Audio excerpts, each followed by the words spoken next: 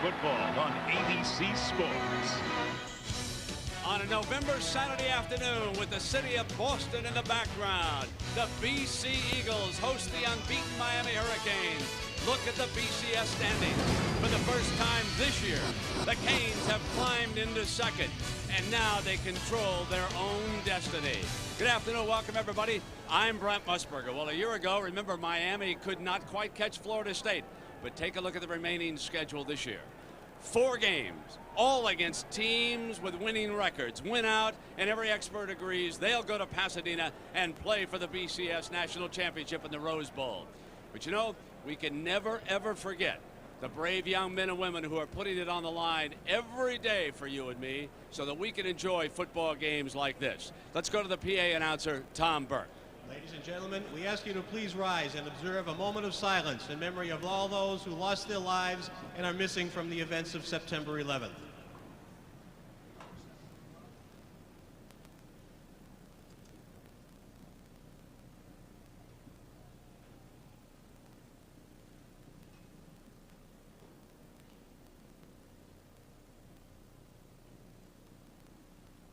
Thank you, ladies and gentlemen. Now would you please remain standing as we honor America and show respect and pride in the country that protects our freedom and our honor. We now ask that you join the Boston College Chorale in the singing of our national anthem.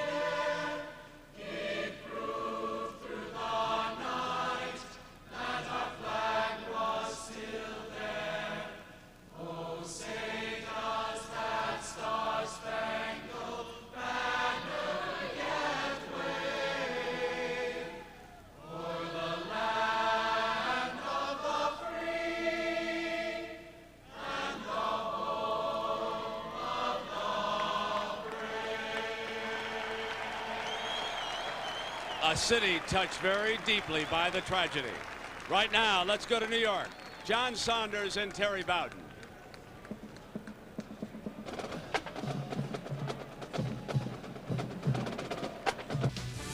It was the Friday after Thanksgiving, and Doug Flutie authored one of the most memorable plays in college football history. On the final play, he found Gerard Phelan in the end zone and beat Miami in the Orange Bowl. BC hasn't beaten Miami since. And today, Miami comes to Boston College unbeaten. Ken Dorsey has thrown more touchdown passes than any of the Miami greats. The Canes are California dreaming. And here come the Eagles with 9 straight home victories under their belt.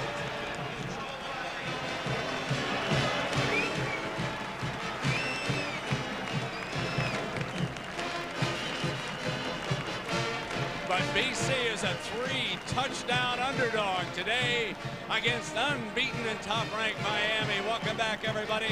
With Gary Danielson, I'm Brent Musburger. Gary, we heard Terry and John talking about William Green being suspended. That's 145 yards a game. How does BC replace him? Brent, this is a devastating loss. I mean, system missed him. I don't know about this system thing. This guy's a great runner. In Boston College, they just can't go away and not run the ball, but they're going to have to come up with something different to beat Boston College. Brian St. Pierre is going to have to shoulder the burden of this football game. Play action passes, he's going to have to find a way to move the ball against a great defense. Now, how good is this Miami team? I think there's 5, 6, or 7 teams that are the best teams in the country, clearly, but no one's more balanced than this Miami team, Brent. They run the ball, they throw the ball, and they have a very, very fast defense. Right now, I think they're best, and by the way, playoffs start today. All right, and Larry Coker, pretty easy job. He's still unbeaten as head coach at Miami. Tom O'Brien made the hard call for this one. Green suspended.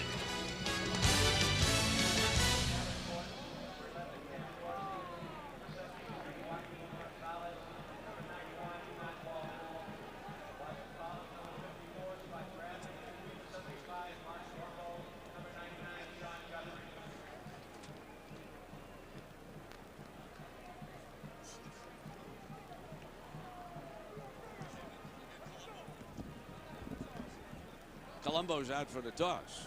That's the big fella that they miss.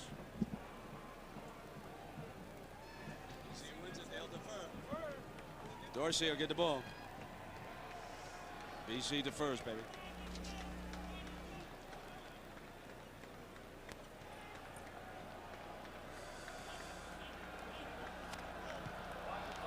Watch everything till I get through these lineup deal. So it'll be Dorsey first ball. You got it. Yeah, we're good, ladies. We might get to see Frank Gore return. I was thinking about Miami will get the ball. I was looking at Frank Gore, number 32. I was just talking to Mauve about the deal here. So we'll have Dorsey sound at the top. Mauve, watch that defense for me a little bit there. Pardon. 1, 2, 3 with the thermometer. Try to get Test off. 1, 2, 3. Test 1, 2, 3. With the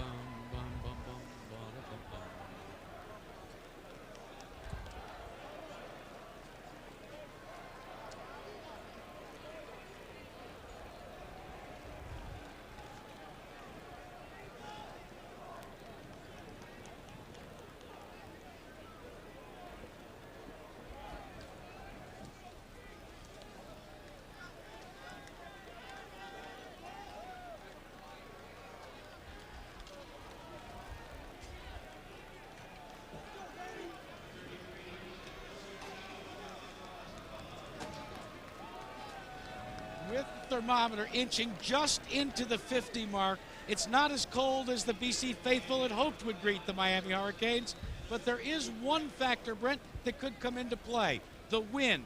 Don't be deceived by the flags on top of Alumni Stadium. They blow one way and with a certain velocity. But down here on the stadium floor, it's dramatically different because both end zones are closed. It swirls around and around. Both coaches say they can't even gauge the wind from the top of the goalpost. They both feel it could come into play in the kicking game. All right, Jack, BC winning the toss and deferring, as most teams do. So Scortino puts the ball on the tee to kick it off, and we'll see two dangerous deep men for the Hurricanes. Andre Johnson's 5, and Frank Gore is 32. Johnson was on your left, standing on about the 5-yard line. Good kickoff with that breeze at his back that Jack told you about. Coming out on the 20 with Kenny Dorsey, and we ask him about the opening series against BC. I think the biggest key in the first series is come out, get some points on the board, be able to move the ball effectively, and you know, hopefully try to take the crowd out of the game early. That's going to be a big factor for us to win the game, is getting the crowd out of the game. And the crowd still filing in here with an early start in Boston. We do see some empty seats, and that'll change, of course, within the next 30 to 45 minutes. Dorsey brings the Canes up in the basic I formation against a 4-3 defense of BC. Only 4-men rush, and Dorsey's wobbler is caught by Kevin Beard, and that's a first down at the 34-yard line. Now let's take a look at our Midas starting lineups for the Canes. And of course, skilled players galore. Jeremy Shockey, certainly the premier tight end right now in the country. And Ed Wilkins draws a start at left guard, number 72. Sherko was injured in practice, pass blocking during the week. That's the first real bad break for the Canes this year. Here's the draw play. Portis pounds away at that defensive front for about 4 yards. And here is this BC defense, and this could be one of the strengths. Douglas Goodwin, the coaches paid him the ultimate compliment, folks. They said he could start for Miami. When they say that about a player, he's good. Now here's the linebackers, and they're going to be challenged all day. Tight end, receivers underneath, running backs, fullbacks. And speaking of being tested, how about this defensive backfield?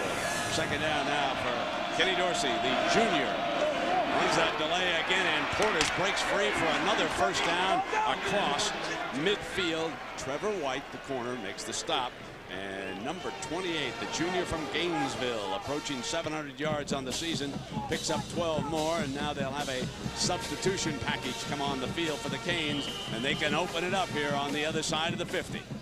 So many weapons, so much balance, and a quarterback knows exactly what he's doing with those weapons. Tough combination. And the elusive, quick freshman Gore, 32, as Dorsey wings it, and there's the tight end, and there's 11 more yards. There's Jeremy Shockey, the junior from Ada, Oklahoma, his 29th catch of the season. He leads Miami.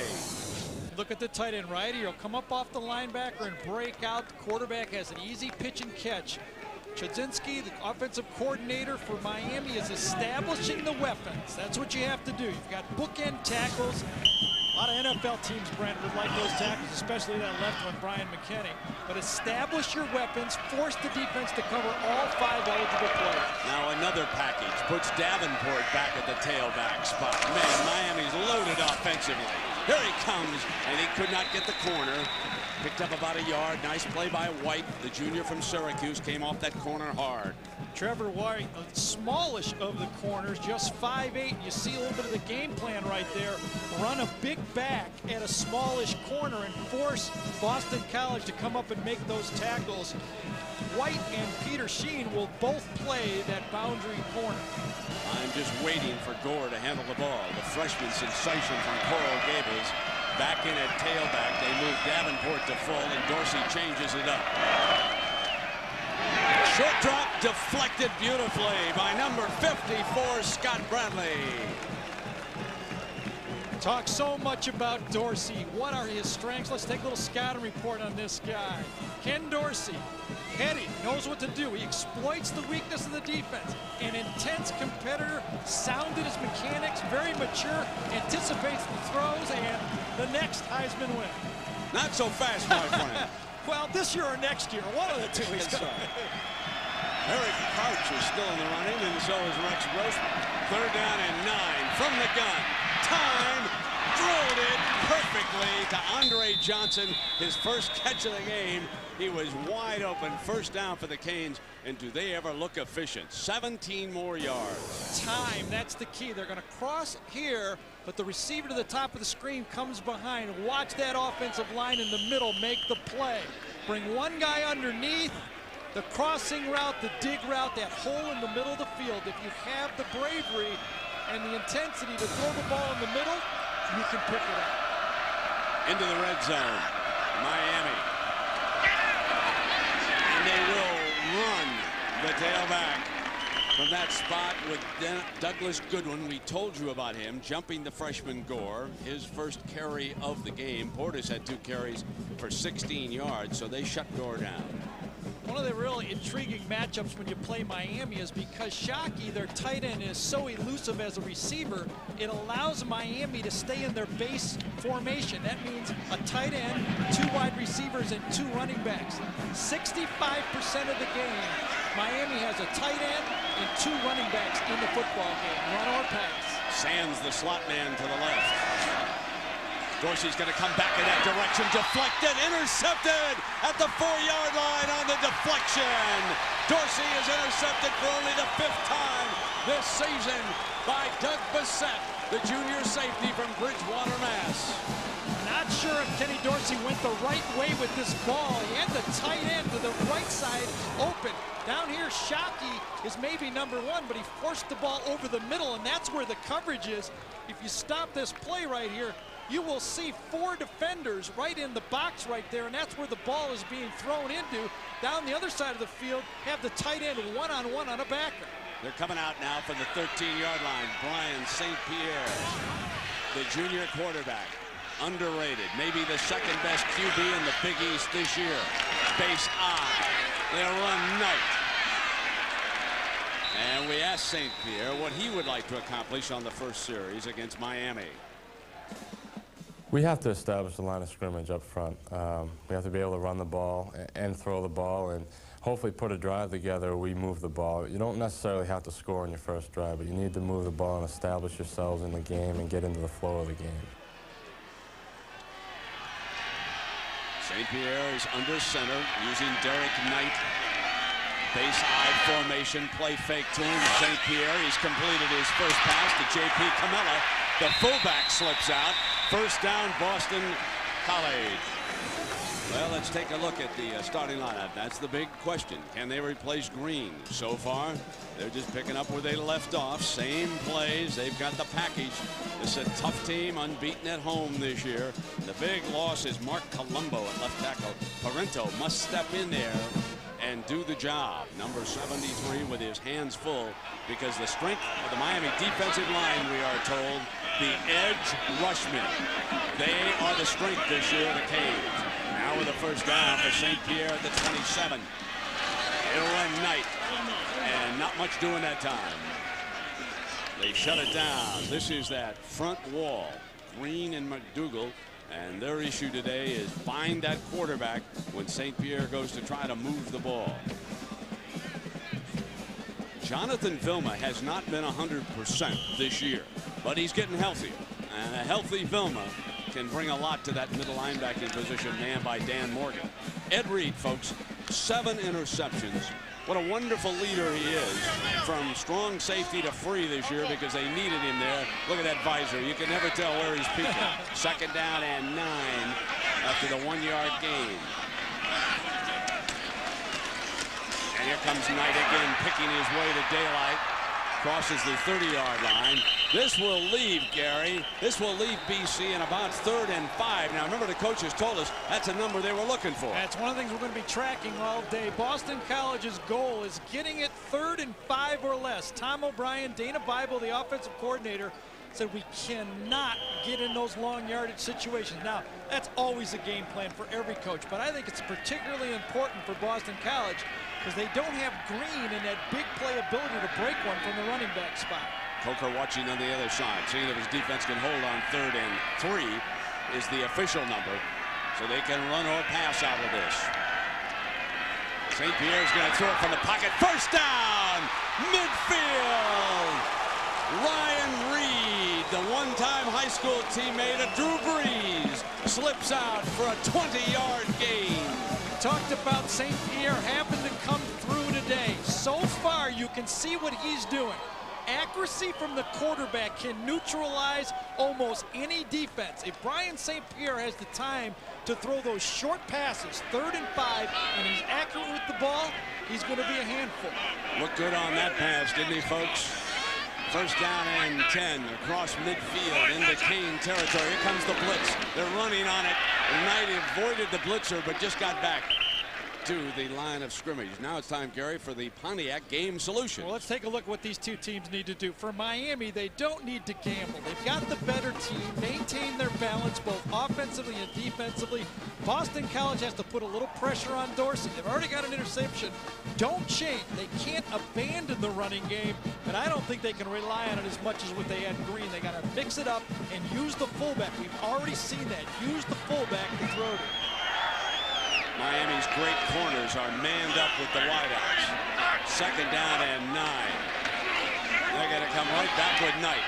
They're going to run the ball, and that's a good-looking run. He crosses the 40-yard line, and this puts him in 3rd and short. That, folks, was a good-looking run by Derek Knight. Let's hand it to that offensive line for BC. We saw him in that, was it Aloha Bowl? Aloha Bowl. Yeah? I mean, do they have that anymore? No, I think they moved the Aloha Bowl. Seattle, San Francisco, who knows? All right, so the goal of that offensive line is to get up man-to-man on the faster linebackers. If they get up fast on them, they can run the ball. Now checking in is the freshman Brandon Brokaw, number 30, heavily recruited out of Pennsylvania.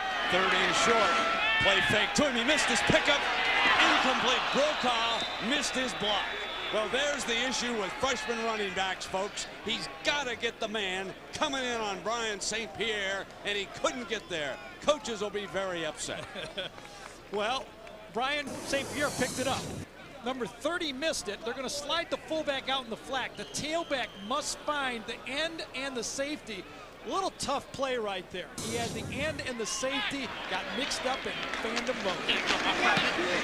Oh, the punt by Kevin McMiley. Bobbled into the end zone. It'll come out on the 20, almost. Beauty. So McMiley with a fine punt that just couldn't be handled. Timeout.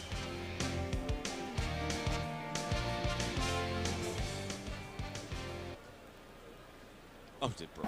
I'm going to make a point that this whole team is tough, not just a coach.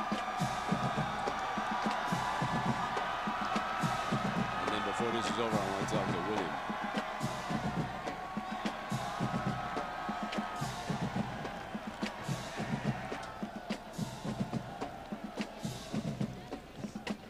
And we'll do it.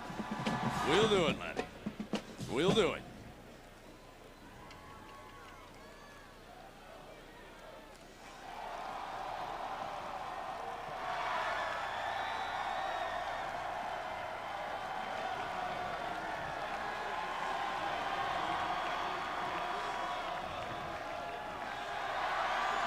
And that would be number 1, William Green, who has been suspended by Coach O'Brien.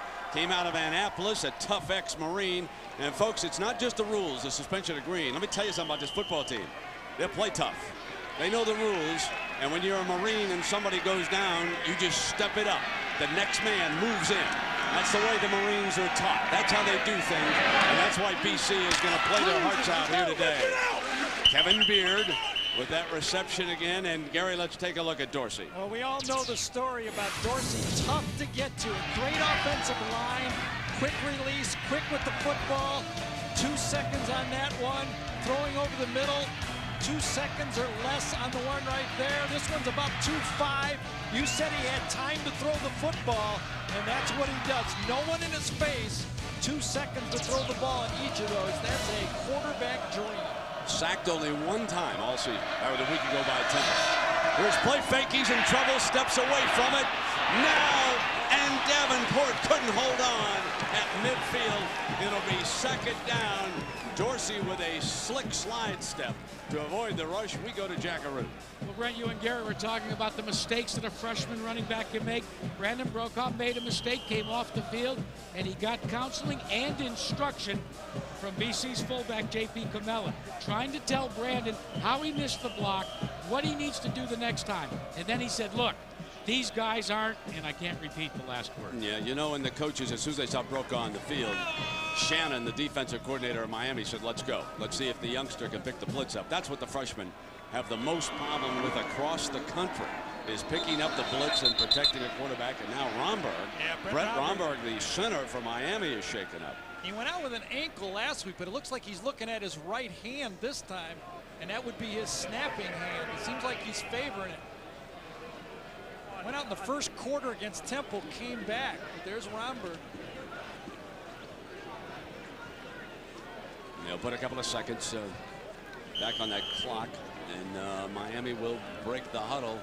I believe Rodriguez is down there, number 70. He'll be snapping, and you got to watch the timing. So Rodriguez snaps it down to Dorsey, and he hits Shockey for the 2nd completion. That's short of the 1st down. So we are at Boston College. Unbeaten Miami here after 7 blowouts. They were driving the first time they had the ball. Watch the middle linebacker, Vinny Churchill from Paramus, New Jersey. He deflects the pass, and it is picked off inside the 5, and that's why we are scoreless at this point as Miami offensively continues to substitute on every play. One running back, it's Clinton Portis now. Behind Dorsey, 3 wide. Incomplete. Dorsey misfiring that time, and Miami now being forced to punt. And folks, the ex-Marines team is playing tough. And coming up next, our doubleheader continues. Penn State, Illinois. Joe Palm to come back. Kansas State and Nebraska. The Cornhuskers driving toward Pasadena. Here's your 4th down play now. And Freddie Capshaw punting it with DeWalt running out. Fumble! Miami, a bad decision by the return man, DeWalt, running up hard on that punt. And Miami with their first turnover of the game, and they are in Boston College territory. I don't know about bad decision, but bad execution. You can save a lot of yards if you catch that ball right there. Yeah, I think you're right, Gary. Yeah, taking a look at that, you're absolutely right. You should have caught it. Timeout.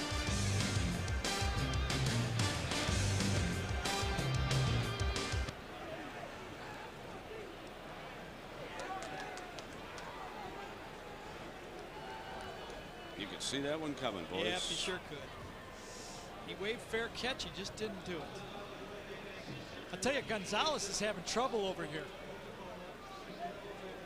Is he on Gary? Garay, rather? I'm sorry, is he on Garay? He's having a little trouble. McKinney's just smothering his. There is McKinney over there talking to the coaches. Yeah, run my way. Yeah, exactly. They're going to come. He's telling them I can handle my Yeah, guy. yeah, exactly.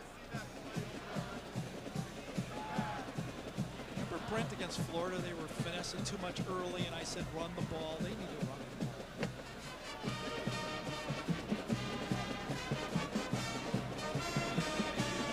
They don't look any better than Texas, Oklahoma, Nebraska to me. Yeah, not yet. They're a slow starting team. They're really a slow starting team. Dorsey has such a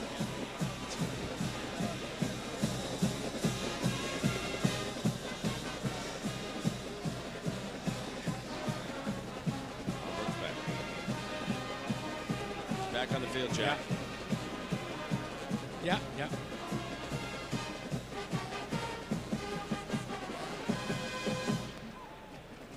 Junior starting center Brett Romberg had to miss a couple of plays because he got a helmet that pushed his right thumb back. Dr. John Uribe, the head physician for the Miami Hurricanes and the athletic trainer, went to work. They've retaped the wrist and the thumb area, and he's back, getting ready to go under the ball. All right, Jack, but the guy having it his way is big number 78, the left tackle. As Romberg gets ready for the snap, Bryant McKinney, the All-American.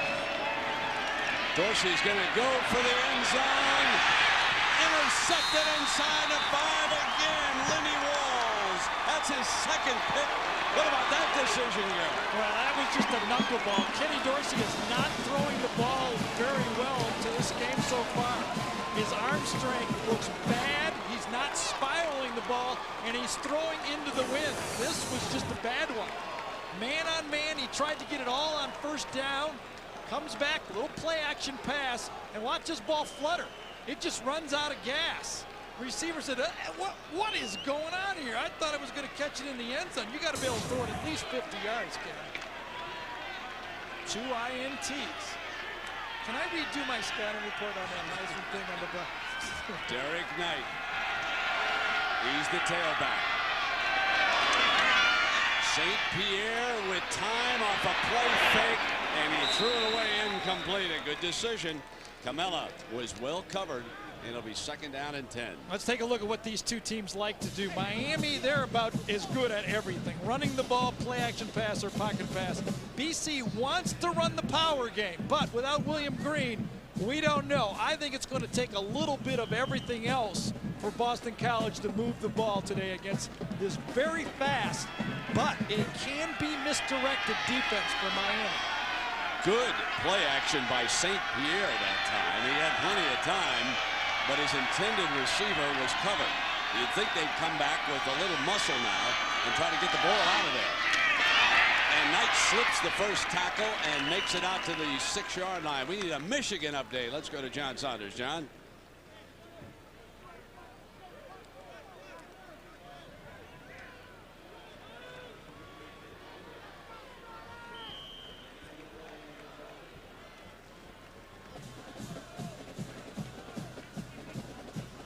Yeah, Michigan using only 11 guys this week. That's good. All right, there's our Pontiac 1st and 10 line. You can see where they have to go. Out to the 14-yard line. They go 1 back and 3 wides on 3rd down. St. Pierre in the end zone. Gonna throw incomplete. It could have been picked up. Miami Knight was running out. Boy, I'll tell you, they almost picked that off for 6. Miami only had a 3-man rush, but both ends put pressure on St. Pierre. Jerome McDougal came in and almost made the play. Parento is struggling at left tackle. Struggling very badly. The last 2 plays he was beat on a rush, and Jamel Green beat him on the run play. Now Buchanan will try to give the Canes field position against McMiler from his own end zone. What a beautiful punt. What a great punt. Oh, my. Buchanan on 1 hop down at the 20-yard line. McMiler bails BC out. A standing ovation for number 47. Oh, yeah. Ride the breeze, big fella. Timeout. 72 yards on the punt.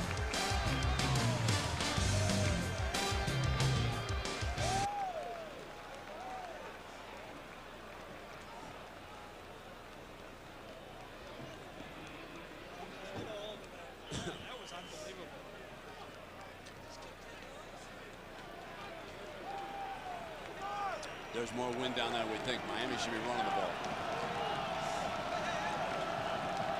So the Big East decides to go. Dorsey hands it off to Portis on first down.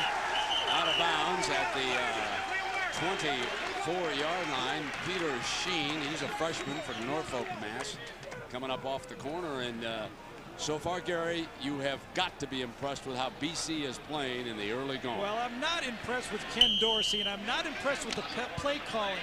Why is Miami not running behind the big guy, left tackle? Run the ball this way by McKinney. He wants it run his way. Here's your second down now. Dorsey's going to put it up again. Incomplete. Missing Kevin Beard. Well, ABC Sports presentation is brought to you by Pontiac. What would you do with some Pontiac excitement? America's dairy farmers are the power of cheese. Discover Card for the slightly smarter consumer, and new Pepsi Twist. Pepsi and Diet Pepsi with a twist of lemon. Beautiful campus here outside of Boston. Right tackle Gonzalez is struggling so far with the different defensive ends playing against them. Guthrie, number 99, has done a good job putting pressure on the quarterback. Here's third down. BC shows blitz. Now they back off of it. Late come, complete first down to the 40-yard line. Sands, the wide receiver, makes his first grab of the game. What a wonderful job of picking up that blitz by Miami. They knew it was coming. Dorsey has great confidence. The corner blitz comes in here. There he is. And watch Miami pick it up so he's allowed to throw. They go out the back, picks it right up, right there. Bam! Throw it over the middle. When you zone blitz and you don't get to the quarterback, there are holes all over the field. Dorsey 6 of 12 and 2 interceptions. And back of Portis. And the middle opens to the 49-yard line, strong 8 yards on first down. Well, the Super Bowl champion Ravens overwhelmed the Titans earlier this year. Now the rematch on Monday night on ABC at 9 Eastern. The Titans at home. They're a home team underdog. Folks, you know what that means on Monday night. A home team dog. You gotta love them. It'll be rocking, a little country and western music. You gotta love the Titans. Second down now. Out of that I formation. And they pound Portis, slips, battles, first down, tough run.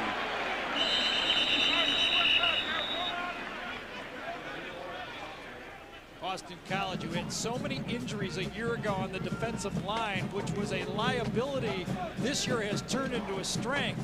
They play 8 different players, and I think that they are much, you just watch them run around out there, they're much improved on that defensive line. Miami is just not having their way with them at all. First down and 10. The ball at the BC 46. Dorsey fires complete, hits it underneath to Shockey, who came off the left side that time and picked up about 7 or 8 and then took a beating.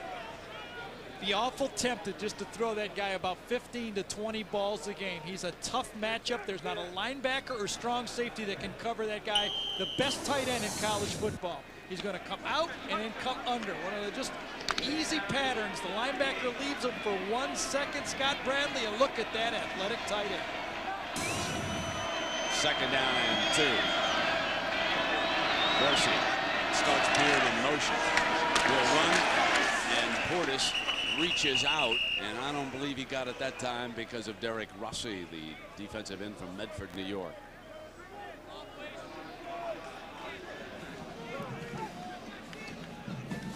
Andre Johnson, Ethnic Sands, check in from the sidelines. They'll open this up now on 3rd and 1. I think this would be a good down for Miami to gamble for a big play. I'd go for it on 3rd and 4th down into the wind here. The coaches are going to do it. They're going 3 wide and 1 RB on this 3rd down. Shockey is to the right side of the formation. Got it. First down to the 30-yard line. Shockey slipping off to the right. He was flexed about a yard. You knew he was coming out. It's like watching a game out on the street. You know, you're playing street football, and you know you got one guy they can't cover. So you just say, go out there and hook, I'll give you the first down, and then we'll try some other plays in between. Now they take him out, and Robert Williams, the senior from Dallas, number 80, checks into that huddle. You talk about depth offensively at the skill position. We haven't seen a team like Miami this year. First down and 10. Here's Portis into the middle to the 25-yard line. And tomorrow, the 3 reigning ladies world medalists meet in their first head-to-head competition of the season. Michelle Kwan, Arena Slutskaya, and Sarah Hughes, the Grand Prix of figure skating. Skate Canada tomorrow at 4 Eastern right here on ABC. Miami with a good drive, well balanced this time, using Portis to pound into the middle, and right guard Martin Bibla along with Romberg doing a very good job on the right side for Miami's offensive line. There he is again, and I'm going to tell you, Bibla is just pouring holes open for him, just short of the first down. Bolden makes the stop. Run, pass, offensive line. Already Boston College has been forced to blitz to try to stop the run and the pass game. Watch us coming across, kicking out this time. Block down, kick out. That hole's just too big. Portis, who rushed for 164 yards against Penn State in the opener, is a guy that gets yards anyway. Tough around the end. They can throw here too if they want to and then come back, but they set up in that power eye. Run Portis behind McKinney. Couldn't get there. They overloaded that side against McKinney, and he didn't get it as we come to the end of the first quarter. So they'll turn around. Coker and his staff face a 4th and short. We're scoreless. Back after this message and word from our ABC stations.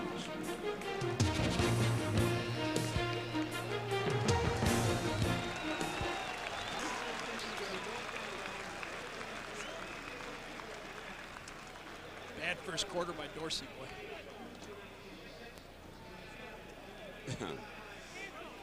Yeah, look at him getting yelled at. He had a big hole right there. He bounced outside. You got to know the down and distance. I know.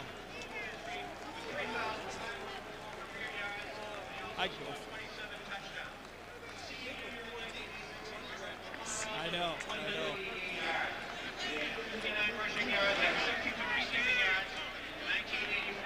Looks like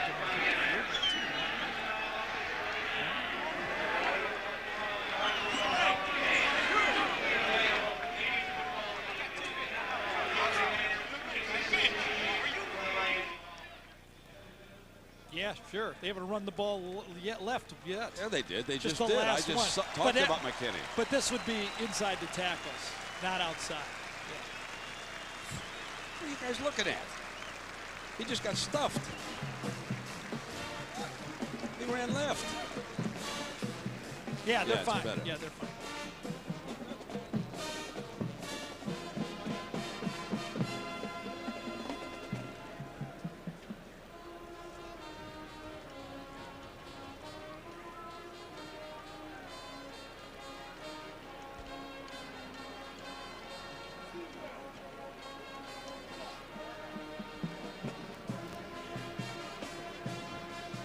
Oh, they're going to go. I don't think there was ever any question about this. Yeah, the kicker's on. Aren't they going to fake this? Oh. No, Wow. Oh, It's the punter who's the holder. Who's the up back? Now they got the 2 tight ends. They got Shockey. Shockey and Williams. Yep. And a timeout, you give them a lot of time. Well, I don't know, man. Wow, I want to see the distance marker after my talk here, Larry. I don't know about this. Todd Severs is out to kick a field goal. They need less than a half a yard for a first down here on 4th down. If I'm Boston College, I feel real good if they go ahead and attempt this 38-yard field goal. Severs a good one. Just slides across. That, folks, that was low, wasn't it? We had to wait till we got the signal, but Todd Severs puts Miami up. BC's got to feel real good about that.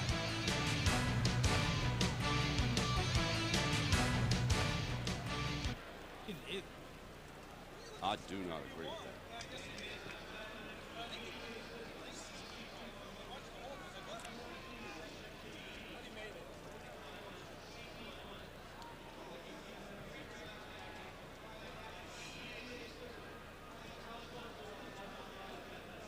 The Red Hat's out there with the official, man. Saying, what are you guys doing? Just having a moment. We got to pay some bills here, man.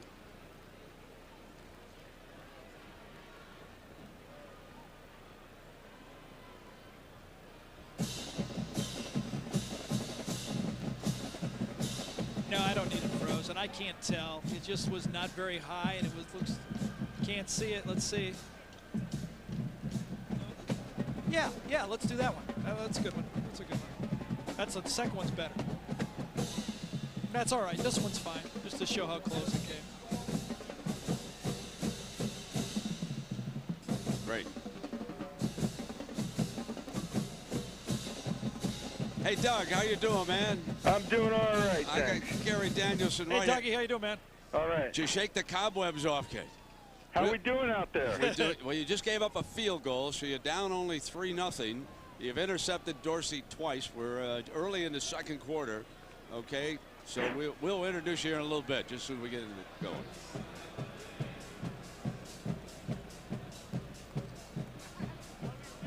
All right, Gary, here's that field goal. Well, you said low. It was low and slow. This was a changeup. This is bad, and it just crawled over.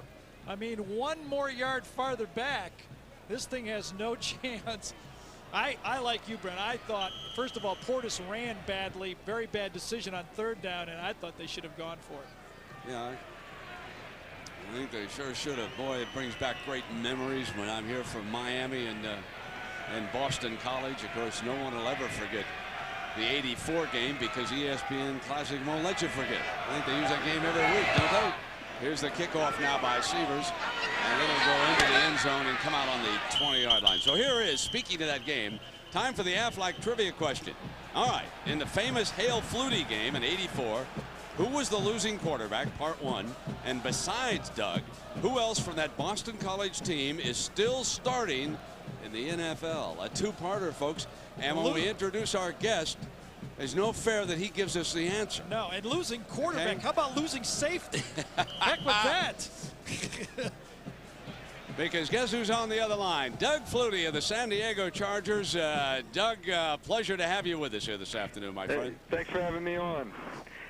How's the cobwebs? You got thrown down pretty hard last week by that defensive end. They cleared up by Wednesday pretty good, and I feel real good right now. I feel fine, and I'm all set to go. All right, stick right with us here. Here's the handoff now to Derek Knight. Gain a couple of yards or so, and Doug, you know, we go back and we talk about that play all of the time. We're going to show it. Did you at any time really see Gerard Phelan breaking deep from the left? Nope, never saw him. Threw it to a crowd, saw the ball disappear over two defensive backs' heads, and I never even saw him catch it. Oh, man, it's got to be the greatest play of all time. Hey Doug, you've had so much success in two leagues since then. What do you think when you look back at that game? Is it a memory that never goes away, or does it now move on to other things? I move on to other things, and I've got a lot of other really nice memories and big moments, but that's the one that'll be a trademark and my signature play that people will remember me by, and it brings a smile on my face. Yeah. Hey, Doug, you know, you had to overcome all of those prejudices against your size, and it was just remarkable going up to the Canadian Football League. You're going to make that Hall of Fame. Here you are down in the National Football League. You're still playing. You got to just love football, my friend. I enjoy playing. I enjoy just competing, going out on the field and having fun. We go out, we kick field goals before or after the game. We mess around, throwing the ball around on the practice field. I mean, I love the game. I love playing it. Well, here's third down stuff, so your team's going to be punting, and then we're going to turn you loose. But one final thing. Tell us about the San Diego Chargers, and this is a real improved team out there. How far can you guys go? I don't know. You know, we've played well so far. We lost 3 games that were real tight games, but we're in real good shape right now. We've got a big game against Denver tomorrow, and then we have Oakland after that. So these next 2 weeks can tell. All right, Doug, your BC Eagles. I know you're not getting that game out there right now. And here's the punt. We really appreciate you being with us. We'll give you the play-by-play. It's fielded now by Buchanan of the Canes up to the 40. Perches midfield, and he's a couple yards short of it.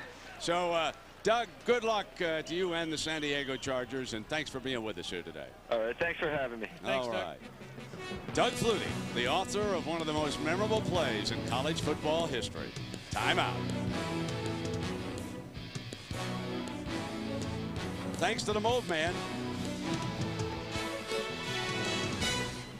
Thanks to the Mauve Man for going after and getting the contact there, and Budweiser did the rest. Was good. Yeah, that's fine. That's fine. I wouldn't want to be out all that time quickly.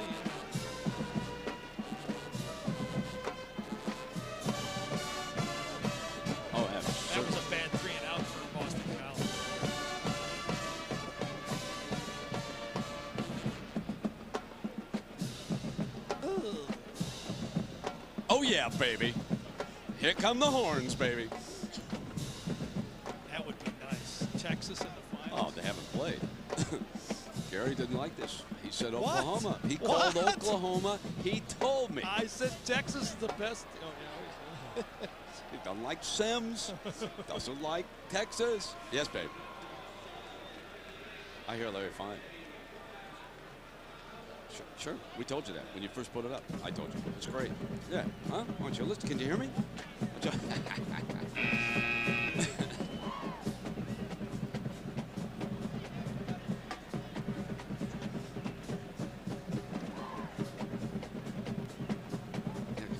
Is there another side of the wall where there's other jerseys? I gotta find out one. My guy's not up. Okay. Yeah, after the snap. So we will not use the answer before the update, right? Yeah. Wonder who drove Sean to the ballpark. Now, Beans.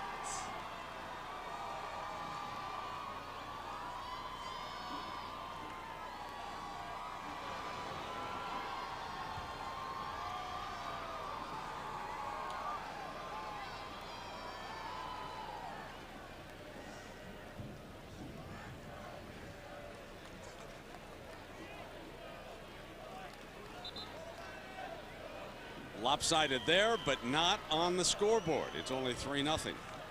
Canes with a field goal lead, but they've got it back. 1st and 10 at the 47.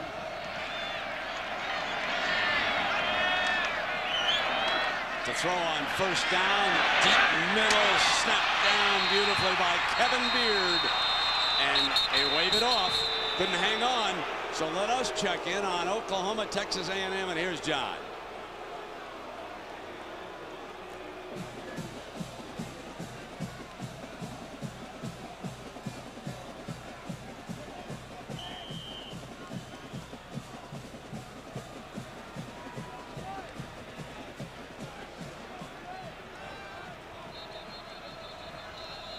Wow, remember a year ago, John, we were down there.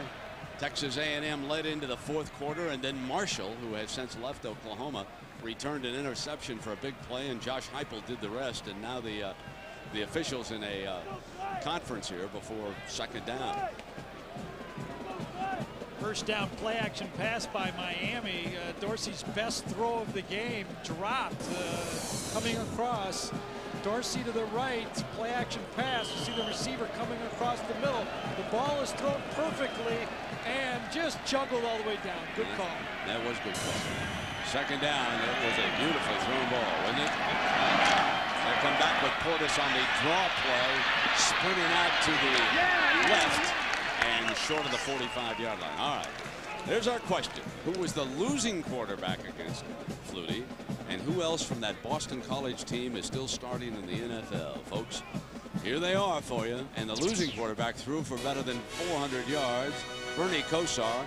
Bill Romanowski with a big interception in the 4th quarter of Kosar was the only series in which either Kosar or Flutie didn't put points on the scoreboard in the 4th quarter.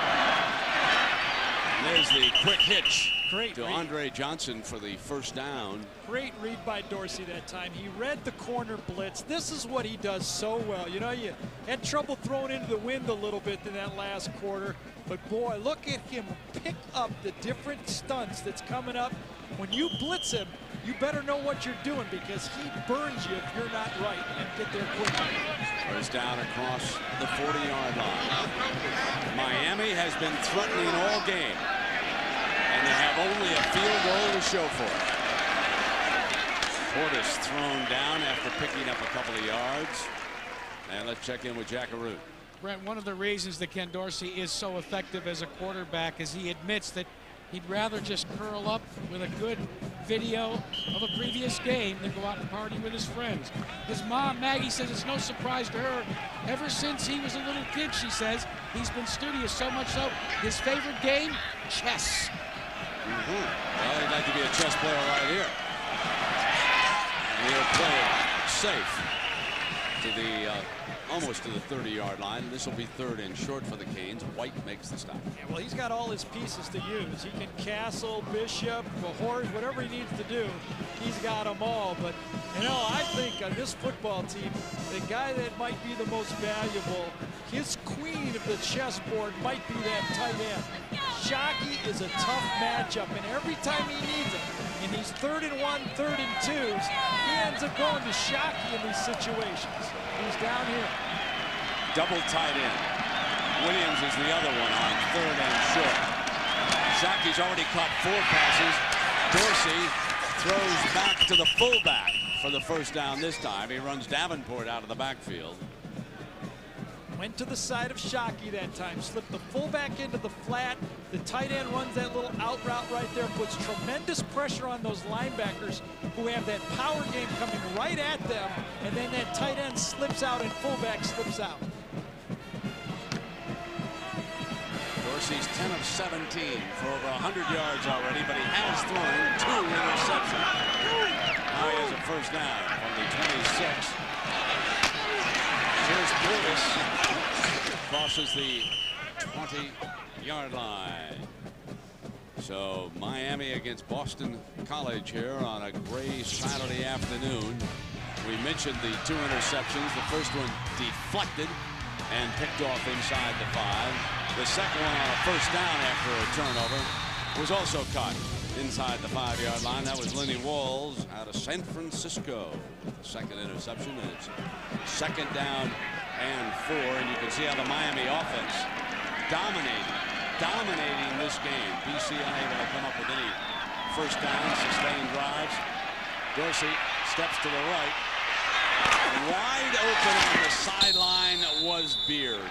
He was standing over there all alone, and it's 1st and goal Miami. Rob Chudzinski, offensive coordinator for Miami, anticipated a blitz here. He rolled Dorsey out. It's one of the few times you see Miami come out of their package of play action pass, power running game, and pocket running game. Just a 2-man route. Thought that Boston College would come with the blitz. They did not, and still got a big first down. Kyle Kobia is the fullback for Portis. They show one left, but Dorsey's going to put it up. Deflected, touch, no! Incomplete! He had a touchdown! Kobia had it right in his hands and dropped it. Can you have 2 drop balls on one play? Because this is what happens. Shockey drops it first, then Kobia drops it second. The big tight end's going to come out and say just, oh, this is easy. Dorsey says, oh, this is a touchdown. This is going to be my 8th touchdown to the tight end right here. Boink, right off of him. Look, right through the breadbasket. Can't get any easier than that. That's 2nd down and goal. Power I, and here comes Portis. Well short, and now it is 3rd and goal as Bolden, the linebacker, along with Churchu, makes the stop. Jackaroot. Well, Brent, on the defensive side of the ball, if the Miami Hurricanes even touch a ball and don't make an interception, they have to drop down and give 10 push-ups in practice. I don't know if the rule applies, however, to the offense. Maybe we got to go down to Coral Gables on Monday and find out. Absolutely. All right, 3rd down and goal for the 7-yard line. 3 wideouts for Dorsey. BC sticks with a 4-man rush. Dorsey gonna take off? No. Still gonna throw. Oh my! I think he could have run for the touchdown. I think it was open. I think Dorsey could have scampered in. I don't know, but all I do know is he threw a bad ball at the end. Dorsey drops back. He tries to go at the end out here, but watch Ken. Drops back, tries to go to the right side of the tight end. It's covered. When he scrambles out, could he have made it? No, he would not have made it. These 2 guys would have ate him up. But look at this, wide open to the side. So they settle for another field goal. Todd Severs. It's a 24-yarder, and it is 6-0 Miami.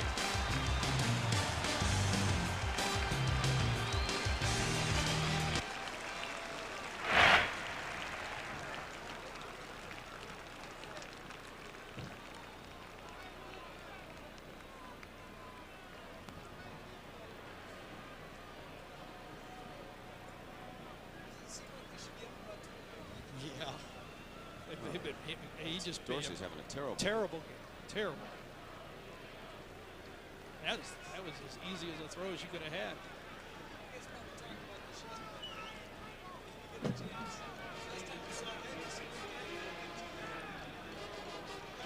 Who? Oh, yeah. Bobby, when do you want it? Win.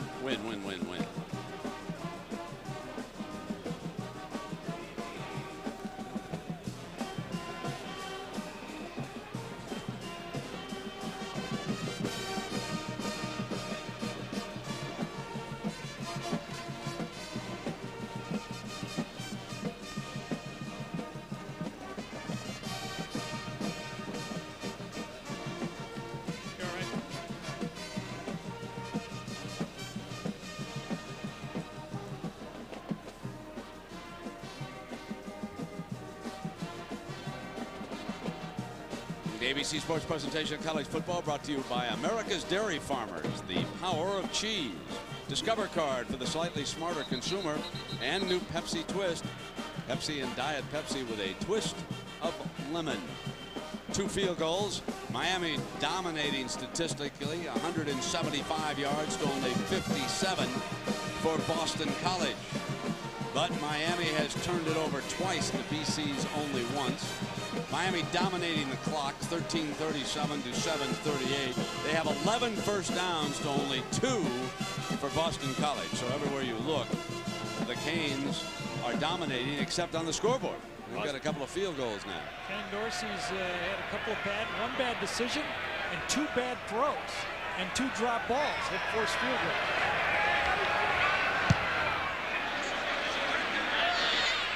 Kickoff is going to be fielded at the 5 by Jamal Burke. Touching it for the first time.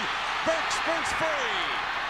And Severs brings him down at the 40-yard line. The kickoff man makes the stop, and he broke him down pretty good. 33-yard return.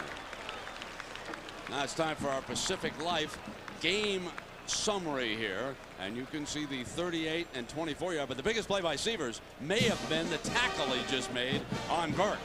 Boston College is ranked 111th in kickoff returns this year. That's got to be one of the best they've had all year. Now Brian St. Pierre. Only down a couple of field goals. Knight not anywhere because of McDougal. Just a different Boston College team. Probably arguably the 2 best players for Boston College on their offense, Colombo and Green, not in the football game. Well, Severs just a moment ago with wide receiver Jamal Burke out of Brockton, Mass, finding a hole, and look at 16 come over there and wrestle him down just short of the 40-yard line. There's a kickoff specialist who's also a football player. Second down now. Movement by the wide receiver prior to the snap, and guess who? Jamal Burke. Gave 5 of it back. Dead ball. False start. Offense. 5 yards. Previous spot. Repeat second down. Defensive line for Miami. They're not having to blitz. The 4 men up front has shut down the running game and are putting enough pressure on St. Pierre. When he does pass, he's only thrown the ball 6 times in the game. And Burke comes out of the football game. It puts him in 2nd and 15 against this Miami D.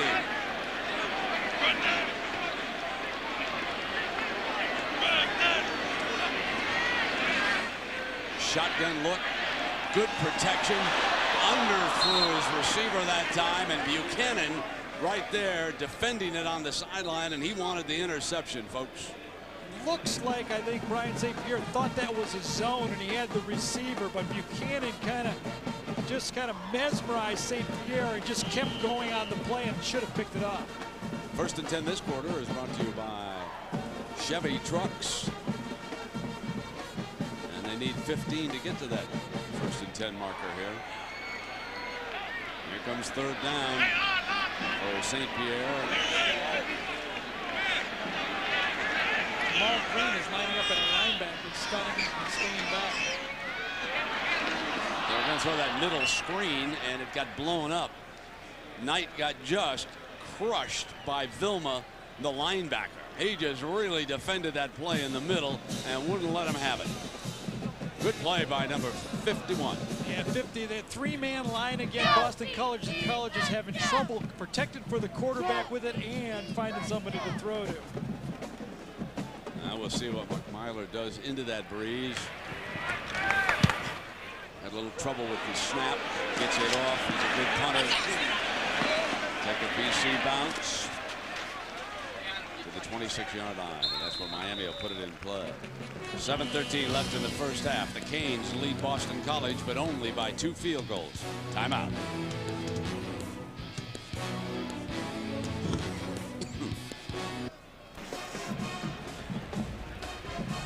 That's for sure.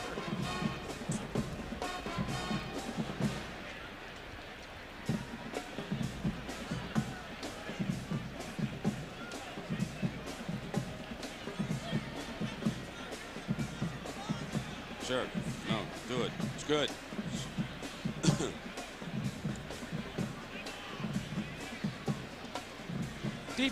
Defensive coordinator Frank Spaziani told his defense that he likes the way they've played so far.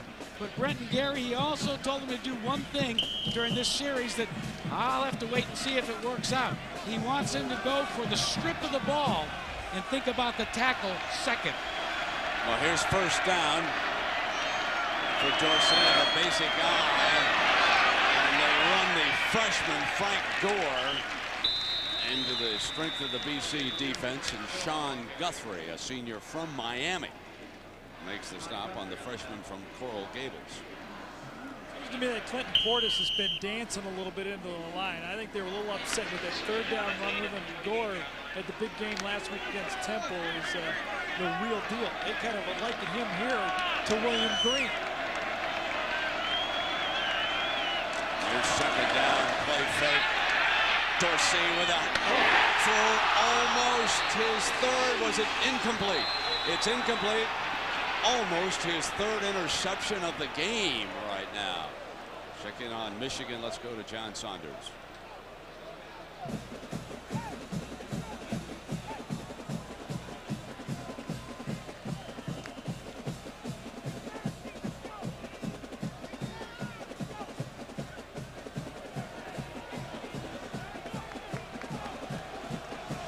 So the Gophers trying to hang in that one. And Dorsey on that screen play to Portis. Short of the first down, and that was a fine tackle by Peter Sheen, the freshman from Norfolk. Portis again, very bad on that screen. Let's go to the previous play when Dorsey almost got that ball picked off. First of all, he got pressure. See Dorsey down here, he got pressure when he let it go. Missed his receiver high, overthrew it as he had to anticipate because he felt that pressure. And there's one drop right in the bread. It didn't drop like that for me, Brent. There's a hunt by the Canes. Capshot drives it back. This time DeWalt makes the catch. Remember, he has fumbled one. And a penalty flag. There's a penalty flag thrown as he went out of bounds. Did the defender stay with him, or did he grab his face mask? One of the two over there. Right. In all light, this has got to be against Miami. Well, unnecessary roughness or face mask. One of the two over there. Exactly. Grabbed his face mask as he was going out of bounds. See the play. We talked about Boston College being bad. Yeah, there it is. You talk being bad in kickoff returns. They're also 104th in the country in punt returns. Neither side is good when they receive a kick or a punt. St. Pierre trots on to the field. He's 3 of 8. Just Not nothing. only for 37 yards. Hasn't been able to get anything going. Yeah, nothing there. They have been unable to run the ball. Don't really have their play action game because of that. And that defensive line is gobbling up the running game. The freshman Brokaw steps in. Nothing much doing. Vilma there to meet him. Well, the U.S. national soccer team is qualified for the 2002 World Cup over in Asia. Now they look to continue the winning ways against Trinidad and Tobago tomorrow at 2 Eastern right here on ABC. Just don't have an apparent weakness. When you talk to the coaches from Boston College about this team, they just say there's no holes. There's no place where you really can attack them. They'd like to do the misdirection and take advantage of those linebackers that run so well, but the linebackers ain't buying the running game.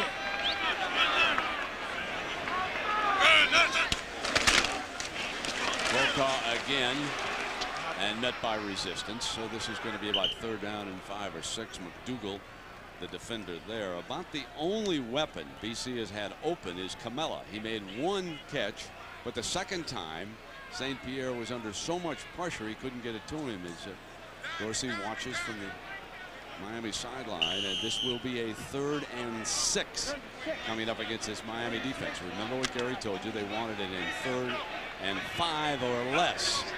They find it tough to go. Derek Knight comes in, and they'll go back in the shotgun, and that's just simply to help their passing game. Great catch by Knight. Reaches back for a BC 1st down across the 35, and in full stride he reached back, grabbed it, and it's a 16-yard gain. Knight makes the play. The same balls that have been being dropped by the Miami receivers, Knight comes up and makes it. St. Pierre is going to go, thank you very much. This guy's going to come up. Knight comes underneath it like that. Kind of passing one-on-one. One guy deep, one guy underneath it. Throw behind, beat the linebacker. Got to get the ball into Burke and DeWalt's hands. The corners are really shutting them down. Play fake. Looking middle. Camella's covered. That's where he wanted to go to. Now on the run. St. Pierre is going to keep it, and he steps out of bounds at the 47-yard line. Very close to a 1st down. Nice run by Brian St. Pierre, the junior quarterback. Now that will loosen things up if St. Pierre is able to take off and start to pick up yardage, because it's really been clogged in the middle against BC. He really had no choice there on that one. People downfield, 3 receivers were all covered. Miami did not buy the play action fake, looked around, and St. Pierre just had to make something out of nothing there.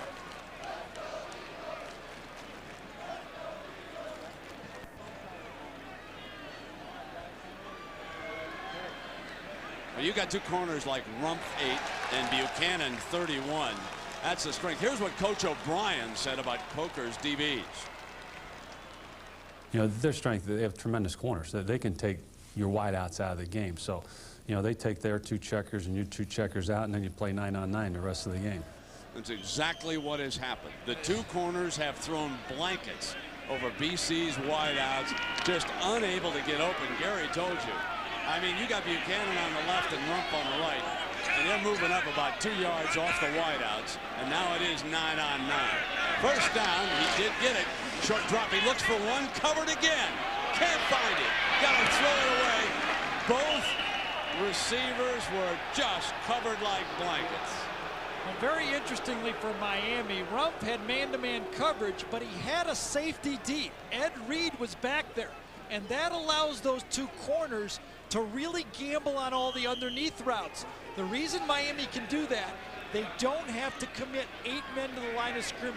A year ago, when Boston College had William Green, they had 8 man up. This year, 7 men in the box. 2 safeties are always deep for Miami. Just 7 stopping the run. Buchanan went on the slot man, and Knight against the front 7 couldn't get anywhere.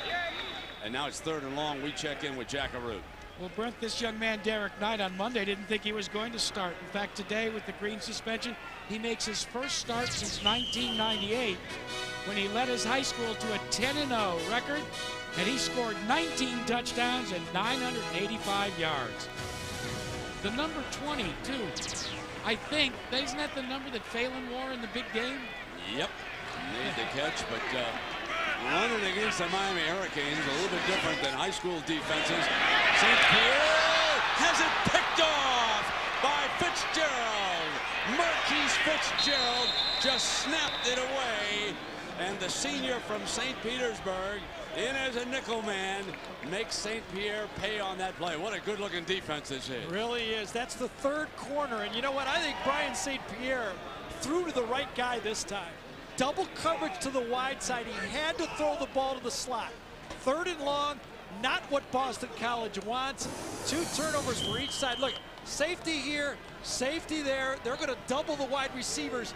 This is the guy he tries to throw over the middle to, and there is nothing there. So it's first down for Dorsey.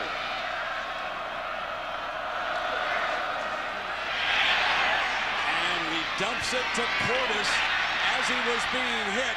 And Portis gains 12 yards as he crosses midfield. Dorsey just dumped it off on the hit that time, and it's a 12-yard gain.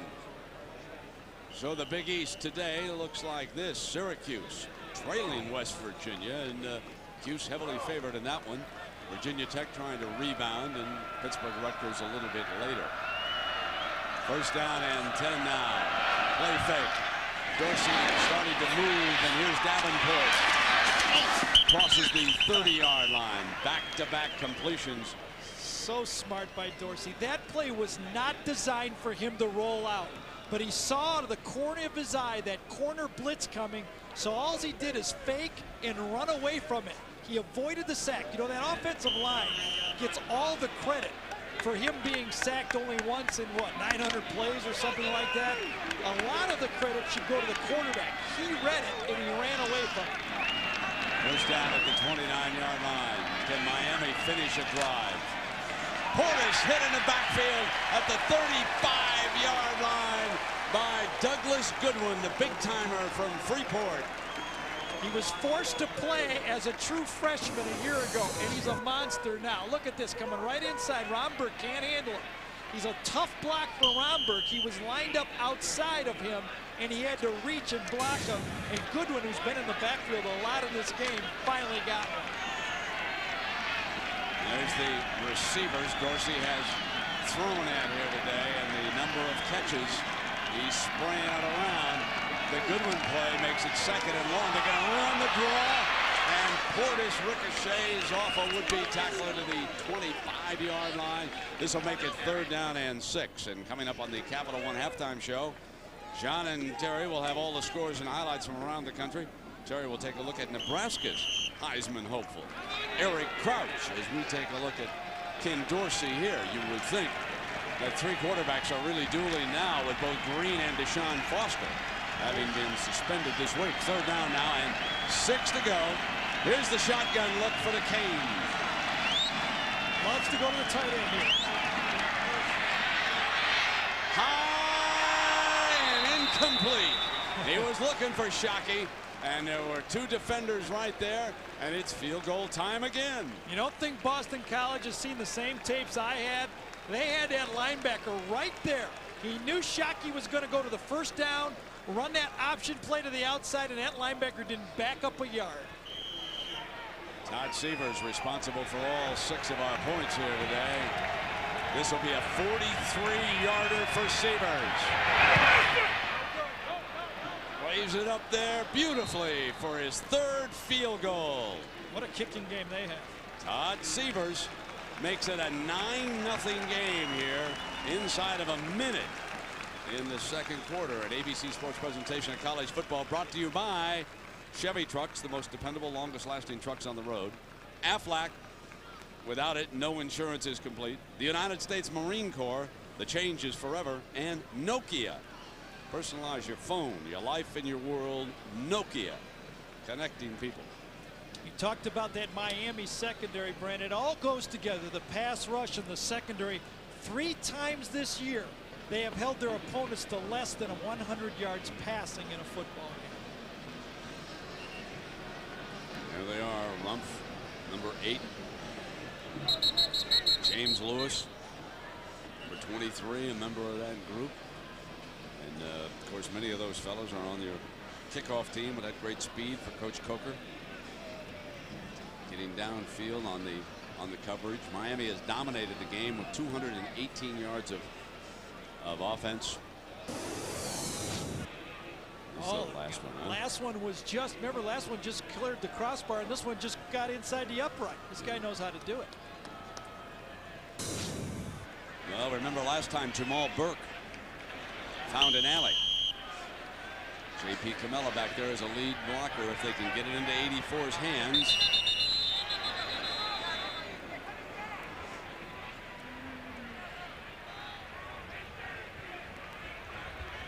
Here's the Miami football, Nike brand, and they may need a holder on this. The official may say, yep, get up there, Mr. Buchanan, and pull the finger on it. There's the breeze here.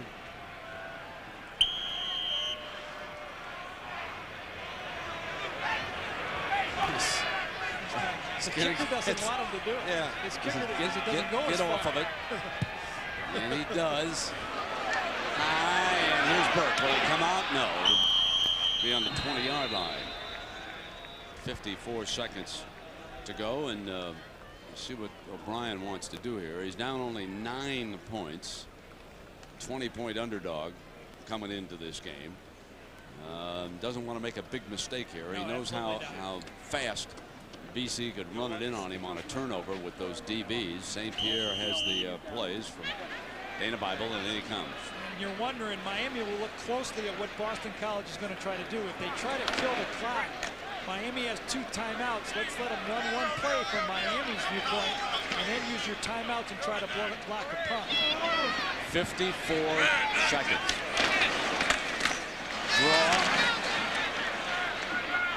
And Knight short of the 25-yard line.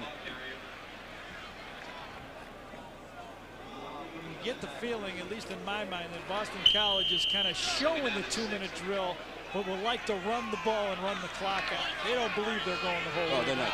No. There's no doubt about what they're doing here.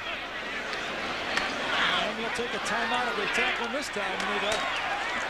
Clock will stop anyway on the first down at the 23-second mark. So Boston College will survive the half. They will not have to punt with only 23 seconds to go.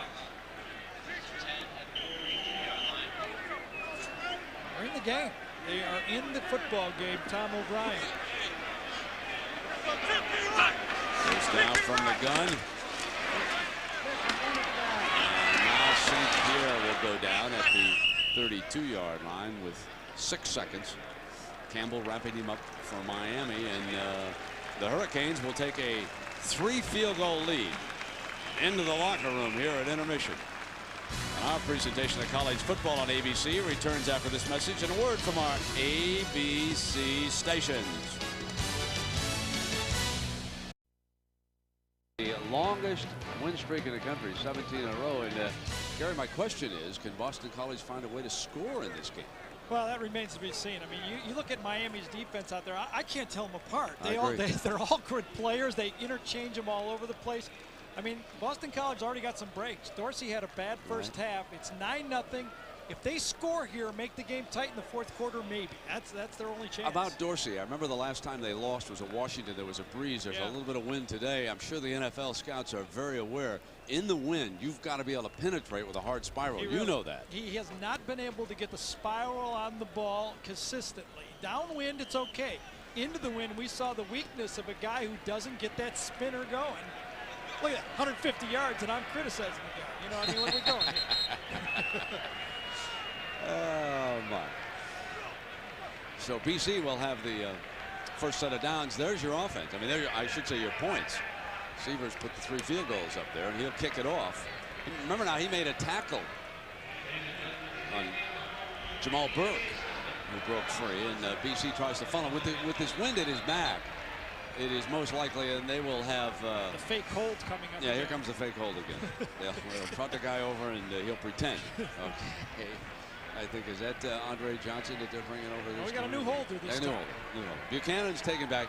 Now let's see what Andre wants to do. He probably now, doesn't know the Andre's a play. little see, he's a little light touch. Okay? Exactly. A little softer. Buchanan didn't want any part of that foot coming through there. Okay. Here we go. So he whistles it into that end zone, just what you would expect, and Burke is coming out. Gonna gamble, looking for a big play. Got him out on the left side. Can he get a block? And Guess who went and got it? The holder. Bursting right out of bounds over there on that sideline. That's a nice return by Burke. 38 yards. And now we'll see what Brian St. Pierre and the coaching staff, Dana Bible, the offensive coordinator, see if he came up with any new wrinkles. And Burke went off limping. Looked like, I don't know if it was a knee or back this time. This one goes outside. Remember, the 111th rated kickoff return in the country gets kind of slashed at the end, and that's usually when you do that, that's that back. You know, that's that back. Right. So Hemmings is in that wide out before the snap. Dead ball. And let's check in with Jackaroo. Jack. Well, Brent, BC coach Tom O'Brien, all he wants from his team different in the second half is a little bit more consistency on the offensive side of the ball.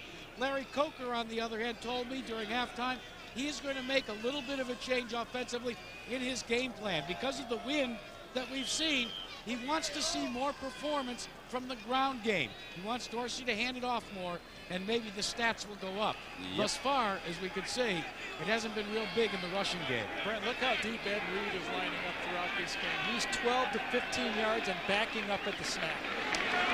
And they're going to run night nowhere.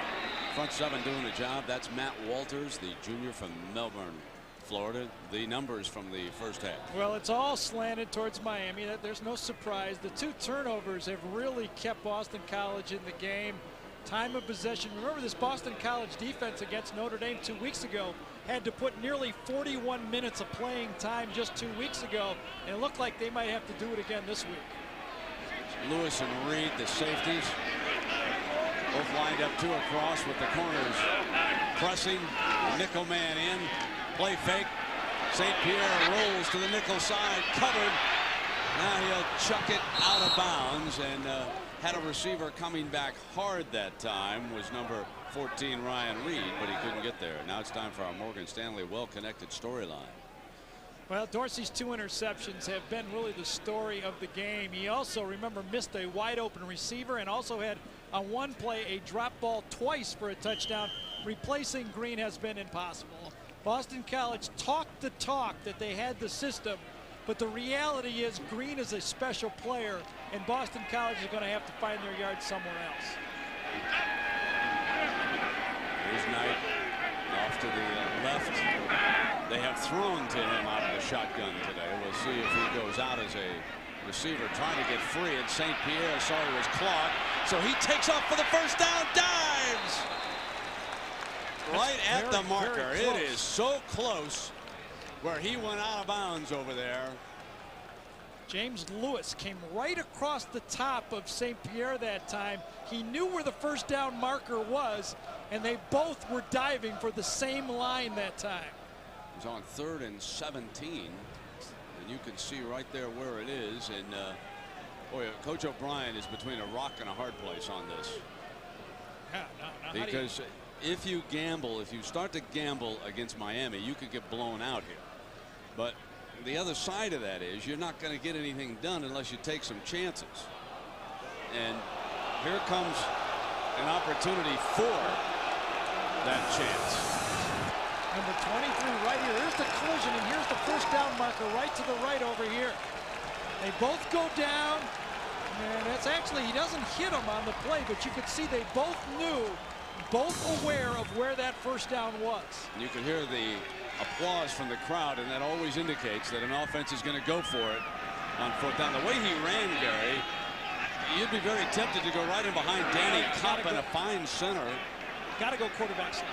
Got to go, because the penetration and quickness of Miami, you must force the referee to make the call here with the quarterback sneak. Got to squeeze in hard and fast. Coppins the center, 77. Sure, they'll shade a tackle there.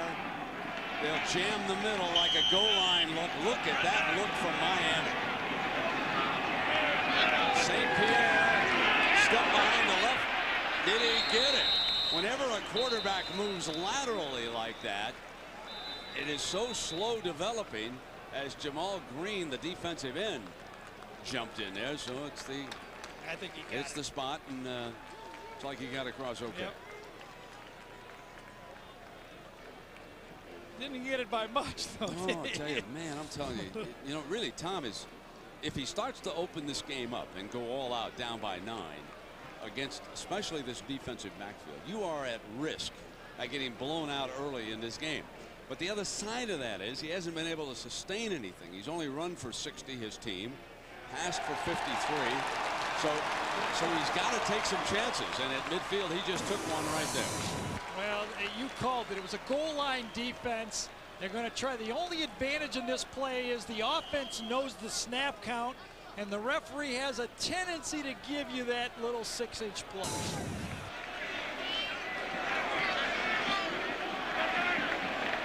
So the corners are pressing. Nobody's on Rump. Rump doesn't have a man, so it looks like he could even come off that corner looking for the run. And they come back with Knight, and that's a pretty good first down run, Gary. Yeah, 2 tight ends that time. We talked about what both teams wanted to do in this football game. Boston College, without Green, we said, can they have a power game? No, they have not had a power game. Play action, pocket finesse, really nothing there. And look at Miami. 19 runs, 19 passes right there from that pocket. They're so balanced. Boston College has completed only 1 pass to a wide receiver. That on their first series of the game. They have been blanked since then, the wide receivers, by these DBs of Miami.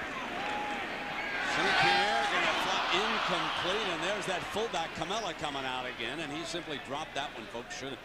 Should have had it with Vilma in pursuit. Let's go to Jackaroo. Well, Brent, Brian St. Pierre has liked an uphill battle ever since he was 9 years old, and his local Pee Wee team was filled with only 12-year-olds. He talked his dad into the opportunity to play, and against his father's wishes, Brian was allowed to play on the 12-year-old team. Here's the way it went down. He went to his dad and says, "Dad, why don't you let me play 1 year? We'll assess how I do, and then we'll think about year 2. You know, I liked him as a runner a couple times in this game. Here is 3rd down and 5. He's coming over to the right. He's on the move, but he's cut off. Film is there, and that's 4th down now.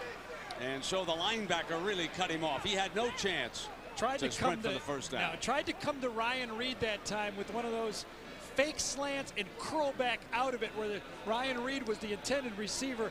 Miami was all over it. Nothing St. Pierre could do. He couldn't even run, even attempt to run for the first down on that one. Now McMiler will try to bury Miami inside the 20 here.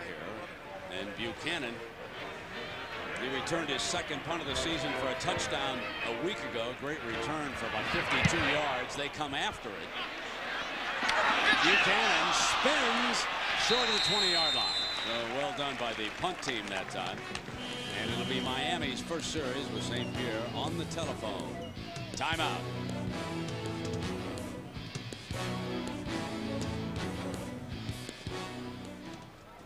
Here we are, lads. Here we got it. Huh? Here we've got it. Pulling for BC to score next a little bit here. Just need one. Yeah. That's all you need.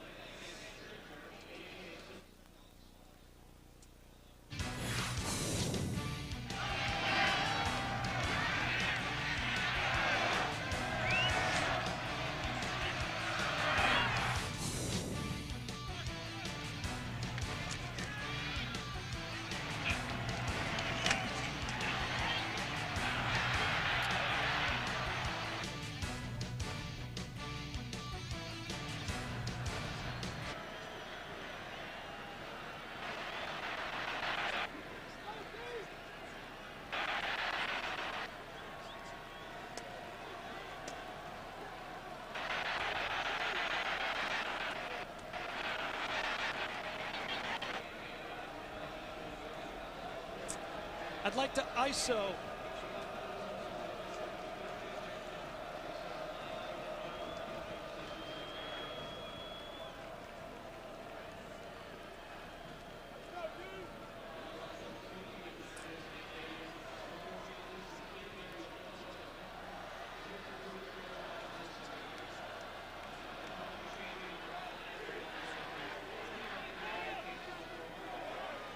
George, has Darryl Jones caught a ball today for Miami?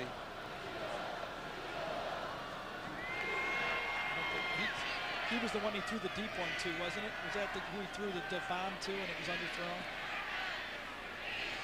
He did the only one. He hasn't caught one either. Bearden. I'll tell you, with the wind here, I'd be tempted to throw in this quarter and not run.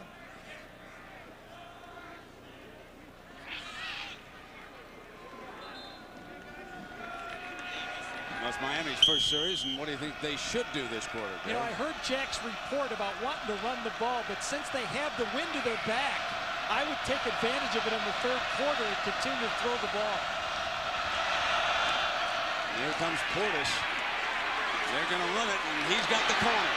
Out of bounds at the 33-yard line for a first down. That's a nice 13-yard run by number 28, and so he continues to be the big ball carrier in this game. Gore, the freshman's carried only twice for 3 yards, and Portis now with 64 yards. You know who does such a nice job for this offense that we never really talk about anymore is Najee Davenport, number 4, their fullback.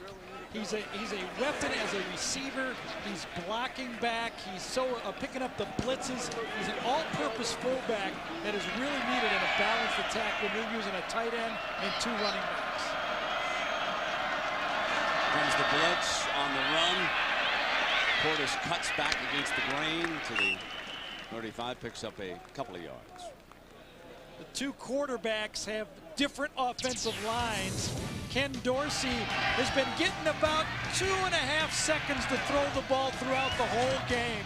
His offensive line is right at 2-2-1. Ryan St. Pierre doesn't have that running game, so really doesn't have as much time. He's usually under 2 seconds when he throws or has to break the pocket. Second down and 8. See if Dorsey puts it up. Davenport was moving on the play. Dorsey will throw it out of bounds. Sands.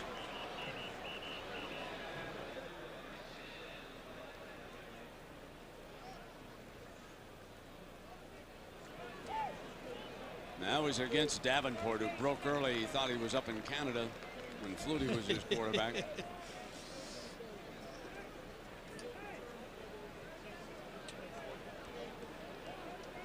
Miami runs the ball left 2 times, and then on second, this is kind of a tough call. Do you run through the play and decline this or move them back 5 yards? I'd decline it if I was Tom O'Brien and make it 3rd and long. So this is Dorsey talking about his offensive line. We can hold on to the ball a little bit longer because those guys are going to give you that extra second. You know, and they have the capability of picking up things that a lot of people couldn't pick up. Well, we'll see if he can hold up now with that offensive line. He'll be winging it on 3rd and 8 all day. The line does the job, just like he said, and he puts it into Sands' hands for the first down. But it was the offensive line giving Ken Dorsey all day to wait for a receiver to break free. It's almost not fair. I mean, you got one of the best offensive lines in college football. I think you've got the best tight end in college football. You got a defense that's ranked as high as anybody. You got all day to throw. He checked out 4 different receivers and has thrown the ball. And it's third quarter, right? Third quarter is Miami's quarter.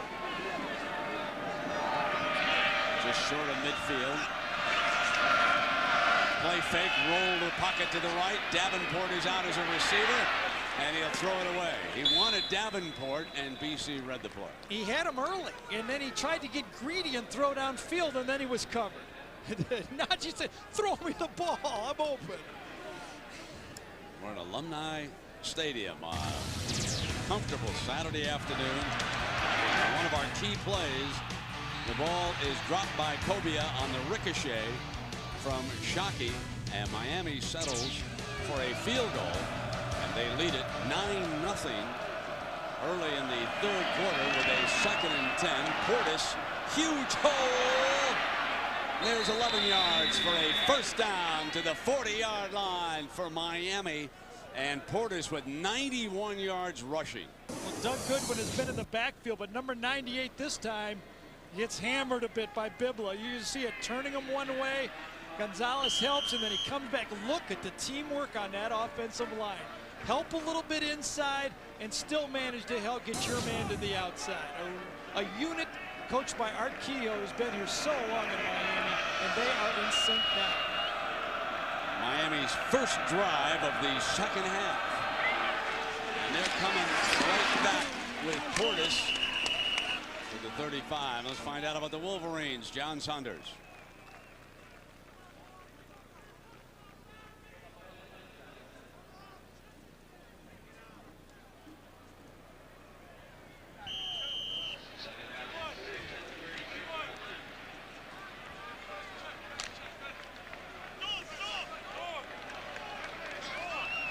Yeah, but I note on that graphic that Ron Johnson, the great Gopher receiver, is having a big day. So don't count Minnesota out just yet, and that's prior to the snap. Ed Wilkins, number 72, the replacement left guard, is the guy who moved.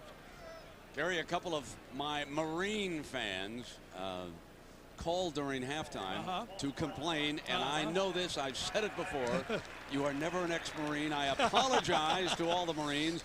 Once a Marine, always a Marine, and that's Tom O'Brien's background out of the Naval Academy, and then a Marine, and all I can say to you fellas is I'm glad you're on our side. And O'Brien's done a heck of a job here. Second down and 11 now for Miami. Boston College been using this as a blitz now. They moved that pocket to the right. Fired. There's the third interception of the game.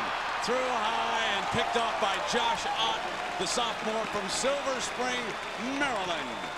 Sometimes you get so smart, you think you can outsmart the other team. You know what you're doing. You say, I've studied everything. I know exactly. Guy comes down and hooks right here. Now watch him throw across his body. When you throw across your body, you put this guy. He's trying to lead him over here, but it takes him right out of it.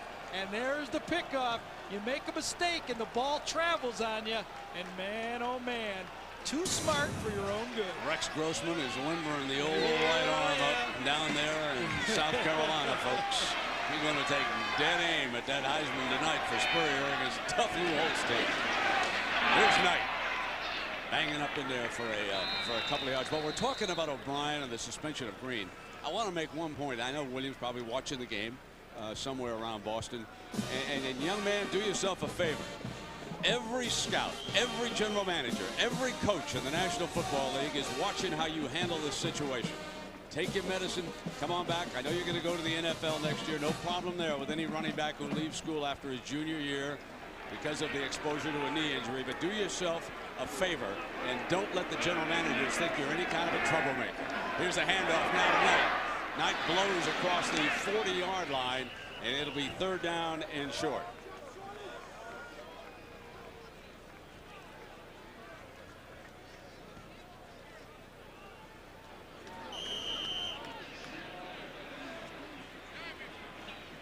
Boston College. There's Green, what he did last week. No question he is a talent. And there's also no question he broke a rule. Apparently he left campus without permission from the coaches. Went back, he was suspended from the Aloha Bowl. And you know O'Brien treats stars just like everybody else on the team. And that's the way he operates. Third down. Back now goes St. Pierre. There's an alley. Can he get the first down? Got it. And still going to the 44-yard line. I'll tell you, Gary, St. Pierre on the move has been a factor against the Miami defense. Two things are happening right here. Boston College is staying in the game, and they're burning the third quarter going against the wind. They're still in this football game. 4 are coming for Miami, but they leave a hole. Miami's playing man-to-man. When you're playing man-to-man coverage, your defensive lineman can't get pushed by the quarterback. That's their job. They're the one that has to stop that quarterback. That's a first down for BC across the 45. Did not fake everybody out. And for a loss, that was Jerome McDougal, the junior from Pompano, and he did not buy the play fake. Neither did DJ Williams. DJ Williams, number 17, who was a fullback a year ago, was reading his keys, and he got that tight end just as that ball was completed. Little so misdirection. They'll now send the nickel back in, and so Williams, the linebacker, comes out to the sideline, and Fitzgerald, who has one of the interceptions today, checks in.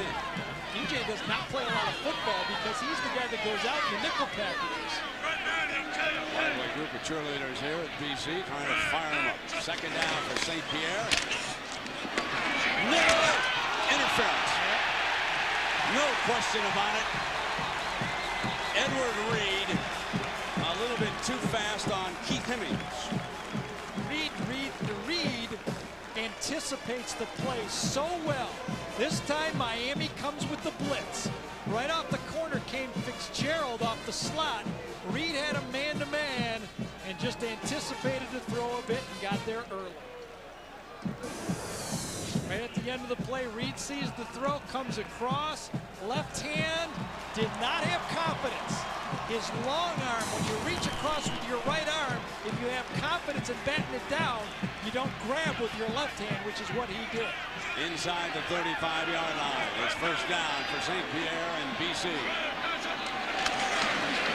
He's going to put it up on first down. He's going to go, and his wide receiver was tripped up. And it could have been an accident. The crowd thought it was interference. DeWalt went down. We'll check it on replay. Buchanan was the defensive back. That's got to be interference. Well, I mean, I don't care want to see how he was tripped up. Well, he tripped over his feet, and Buchanan was on him. Well, thankfully for us, you two argued, we both are right here because we don't have a great shot of it.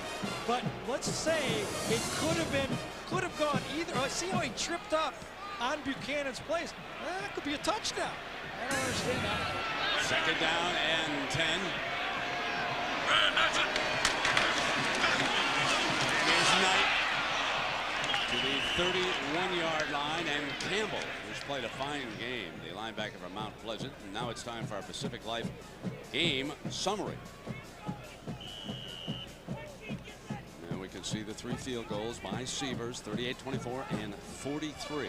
All of our scoring in this game. This high-powered offense being kept out of the end zone, and they have self-destructed 3 interceptions thrown by Dorsey.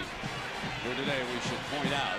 Now it's third down for St. Pierre. He'll go shotgun.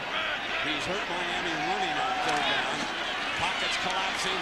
Stands tall. Got him. First down. To the 10-yard line is Sean Ryan, the tight end from Buffalo. How about Sean Ryan? This guy started in the Aloha Bowl as defensive end last year. He comes out, he's got the linebacker one-on-one, good protection. Miami only brings 3. St. Pierre has time to throw the ball, and he beats Campbell on the play. Sean Ryan, tight end his freshman year, had to go over to defensive end last year because of the injuries. He started there and now back at tight end. St. Pierre wants to quiet the crowd in that closed in down there. Knight crosses the 10-yard line. BC can get a first down at about the 1/2-yard line as William Joseph makes a stop. Folks, this place will come alive and rock the rest of the way if BC can finish off this drive. If offensive coordinator Dana Bible has something in his bag of tricks down here to get someone open, and BC can somehow pull to within a pair, this place will rock. How about the fullback, Camella? They've used him, and he missed his last one. They set him up in the eye. He's coming out, but they're going over. Touch! Touchdown, Boston College. He comes on back to his tight end. Oh, they're alive and rocking in Chestnut Hill.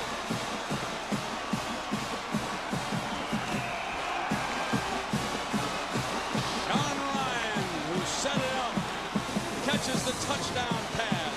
Fullback to the flat, tight end to the corner. Play action pass, the first one you put in. If the defensive back just goes up a second, you got him, you throw it, it's a safe play, catches it, and it's 6 points.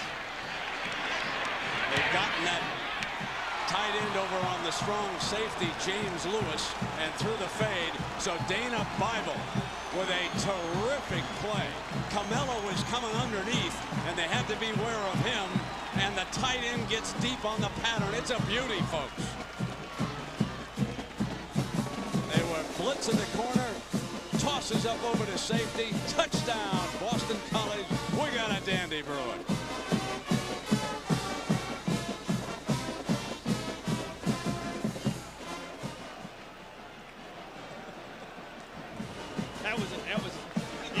good one right there.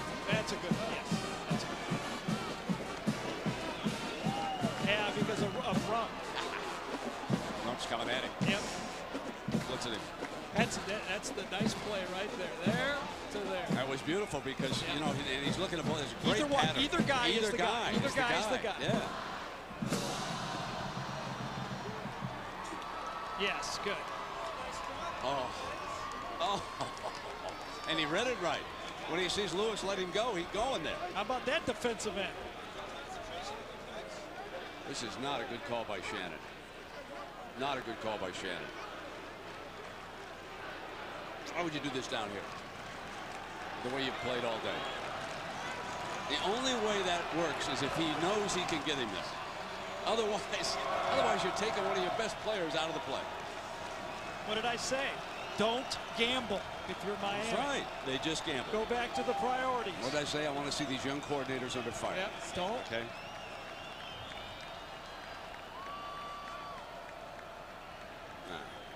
It's a beauty, man. I love it. Oh, I love his face, too. Huh?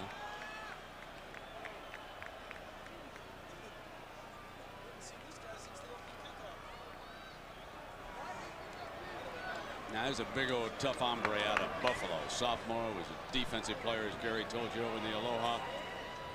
20 yards to set it up, then the touchdown play. And BC closes to within 2 points. Remember now, Miami's had it easy this year. 7 blowouts, even in Tallahassee. This is the first time that anybody has stood up to them and said, we're going to make you play football down the stretch. We're about to see what they're made of. Here comes Johnson. Right return to the 29-yard line. What a well-designed play right here. The fullback goes out. Tight end goes here. Both guys are really number one for the quarterback. They read the defense. It can go either way. Rump comes off the corner, and look at that throw by St. Pierre. Put it up in the corner. It's really a pretty easy throw to the tight end because you throw it up there, and if he doesn't get it, no one gets it. Miami Brands defensively gambled, sending the corner on and you said don't gamble. That was one of your graphics. Don't need to. You set it up and said just play him straight. First down from the 30. Portis gets the first call on BC, and this crowd is rocking. Goodwin makes another stop. Well, Ken Dorsey has sprayed the ball around to different people, but he's not been good throwing the ball deep. Look at this. Very poor throwing the ball to the corners. He's been able here inside 15 yards. The two down the middle were just barely past 15 yards. Ken Dorsey has to air it out. And remember, he's only got 5 minutes left. Who's down? Big thing. Goodwin's down. Looks, is it cramping or knee? I think it might be a cramp. Is he reaching behind it? Yeah, that's... They can't afford to go along without the big man from Freeport, New York. Well, let's just hope that's just a cramp down there. Let's take a break. Timeout. Let's see the play again, Bobby, and see how Goodwin reacts. He makes the tackle.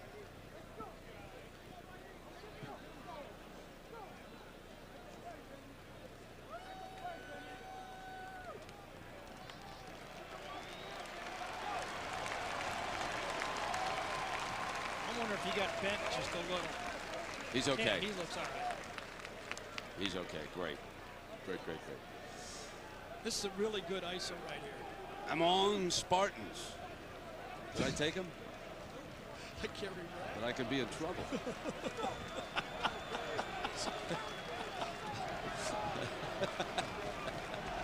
Either that or you're going good. No, I think I took him. I know I didn't take the other side. I know I didn't have the Hoosiers. The Hurricane Hoosiers. Here it was.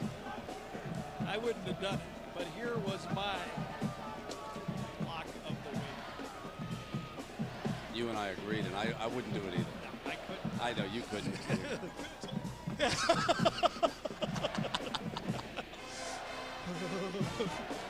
I just know what went on there this week.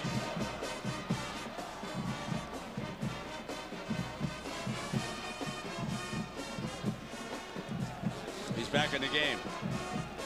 How about that?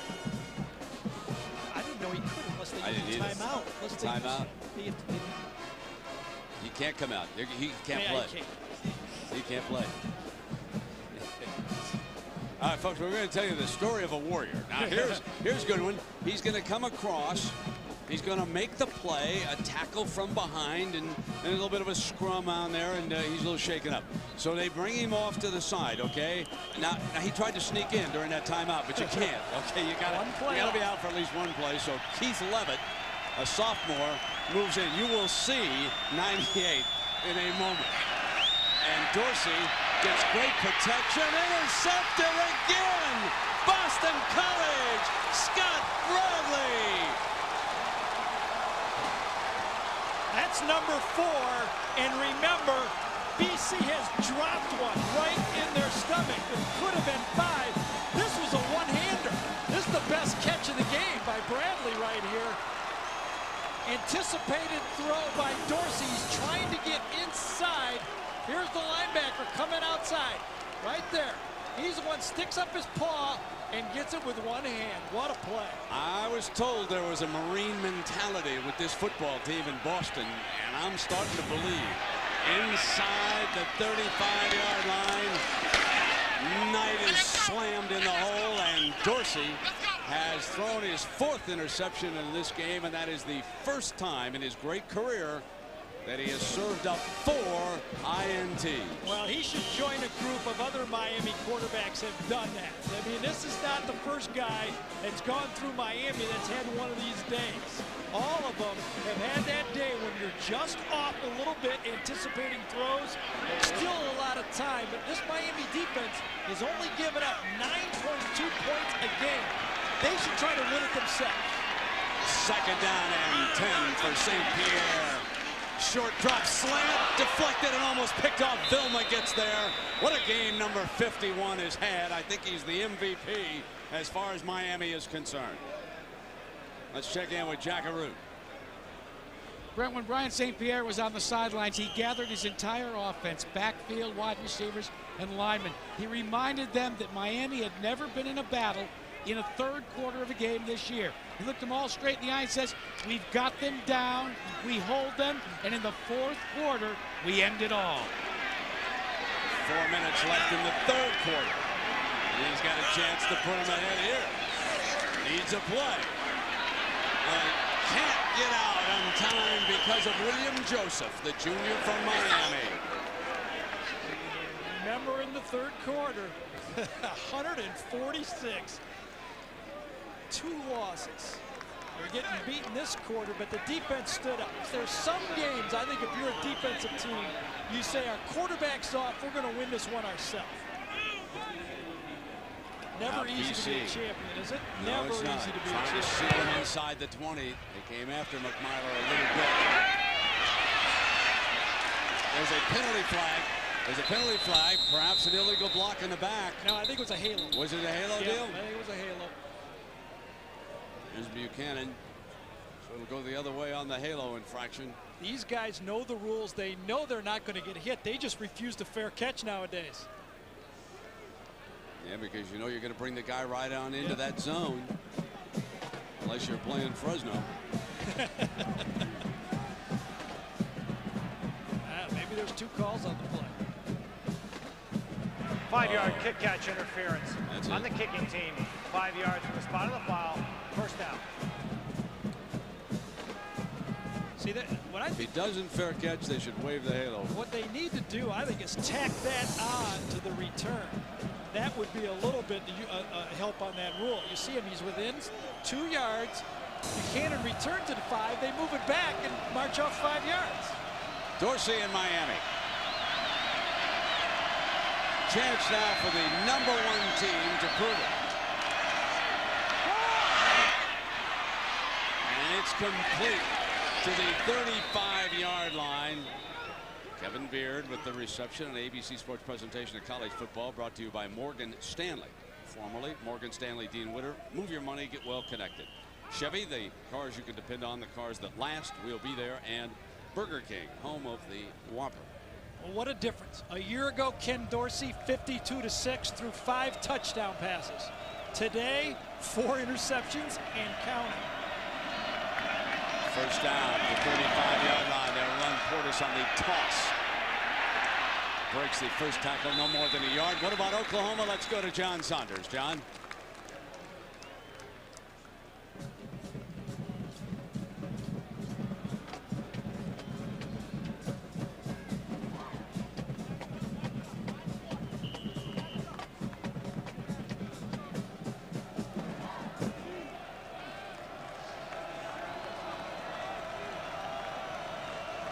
I'm assuming it would have been a first down. Next play, Quentin Griffin in. So Dorsey threw behind. Miscommunication with Jason Gathers. You know what's also popping up in this game is Dorsey is not on the same page with his wide receivers like he was with Santana Moss and Reggie Wayne. Last year, those guys were in sync.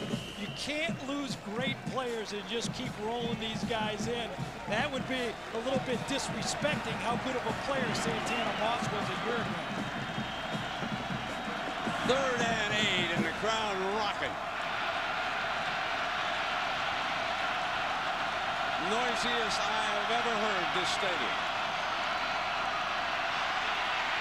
Dorsey will throw back to Portis. First down. Big time run by 28. What would you be saying, Brent, if he'd have got that one picked off? Throwing across his body, gambling. He's already got 4 interceptions. You see guys all over. You're going to see a crossing tight end coming across. But Dorsey buys time, going to his right, and then say, he can't see this. You're going to dump it to the back. You get that one picked off, and we're saying, who's number 2 on this team? First down. Close to midfield now. They stick with Portis. It's up 4 to 5 yards on first down. Rossi the tackle. Tell you else having a great football game. Scott Bradley, number 54. He's the linebacker lined up over Shockey, the tight end, the whole game. He's been manhandling Shockey on the run plays and dropping back into coverage the whole football game. Now he's forced to come out here and play in space. Here's second down and movement by the lineman. That's going to cost him. Shockey jumped, and let's remind everybody what's coming up next in the big doubleheader. Here you're going to see some outstanding regional games. Penn State, Illinois. Can Penn State keep it going? North Carolina State against Florida State. Kansas State against Nebraska, and out west it's Oregon and UCLA. So you need a little satellite dish or a cable operator to bring you some extra games later today, huh? So it's going to be a second down after the 5-yard penalty. And only a minute 34 more of wind for Miami.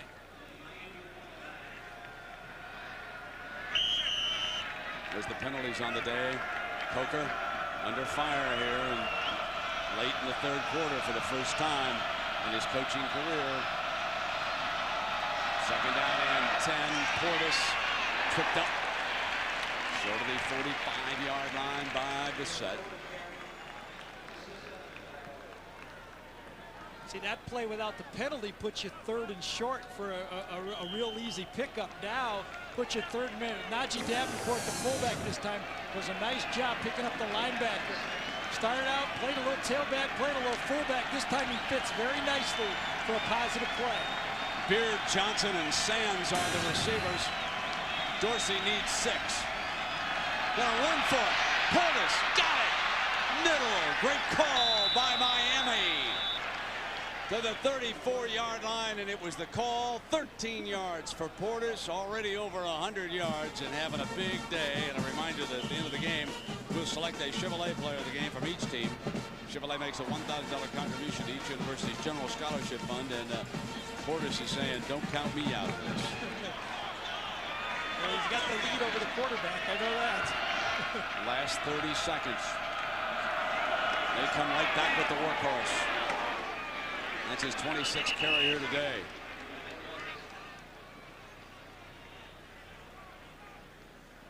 Boston College, as we count down the 3rd quarter, the last 20 times they faced a ranked team, they're 0-20. 4th quarter, 9-7 in the game.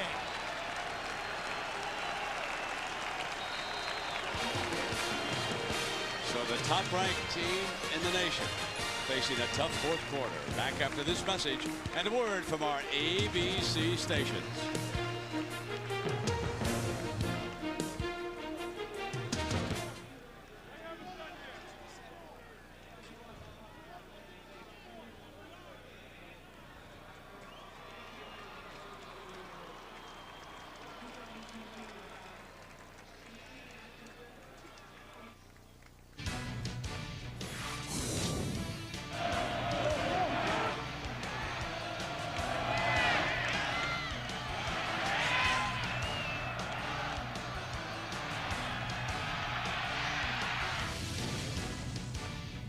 Yes.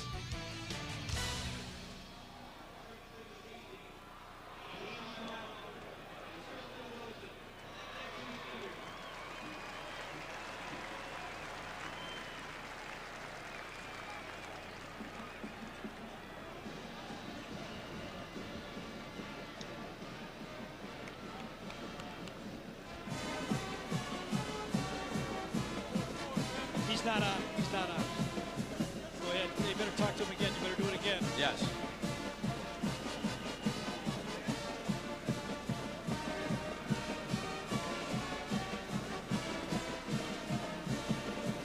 What is this? What is? Listen, Bobby, when we come back off your line score, take me right to Shockey.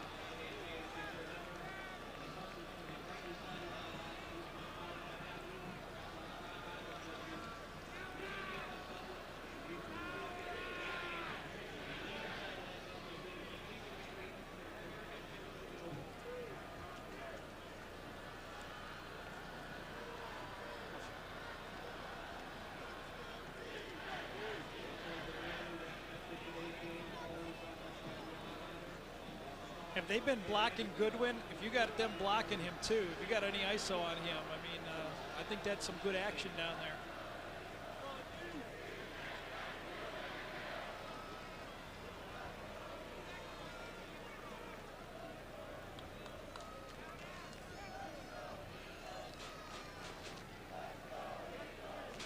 No, I just mean on a regular play.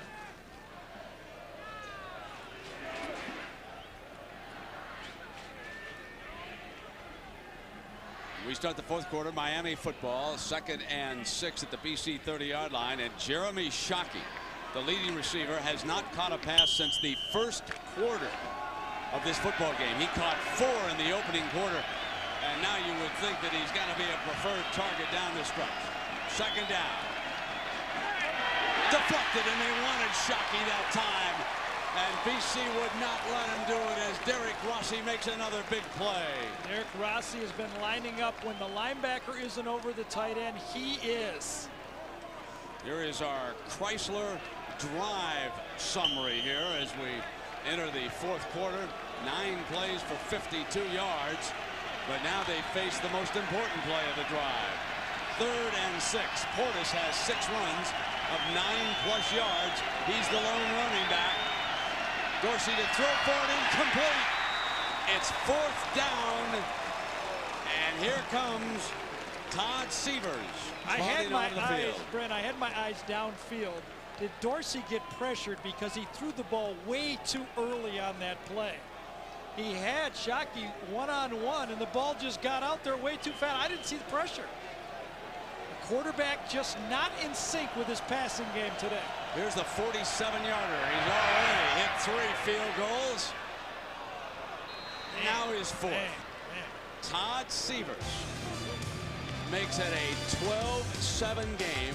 Miami without a touchdown against Boston College. Timeout.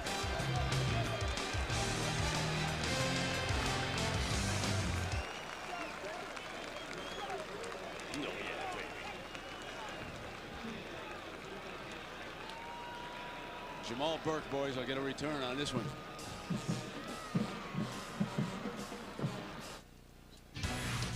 Good, good.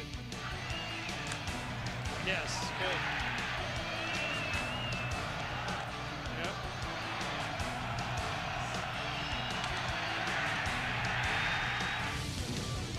That's really good. Special play.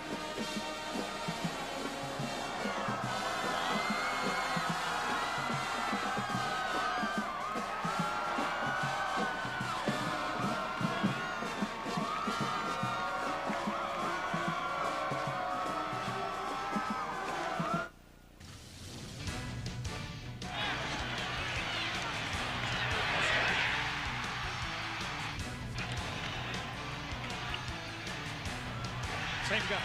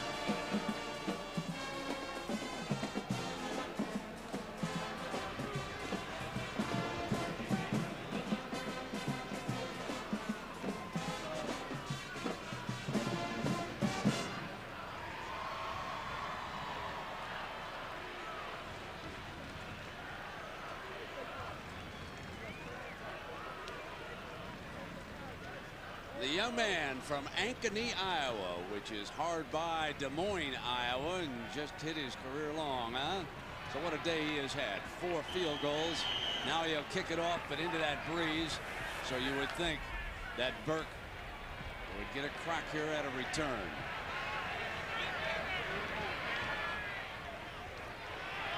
Severs has also made a nice tackle on a return.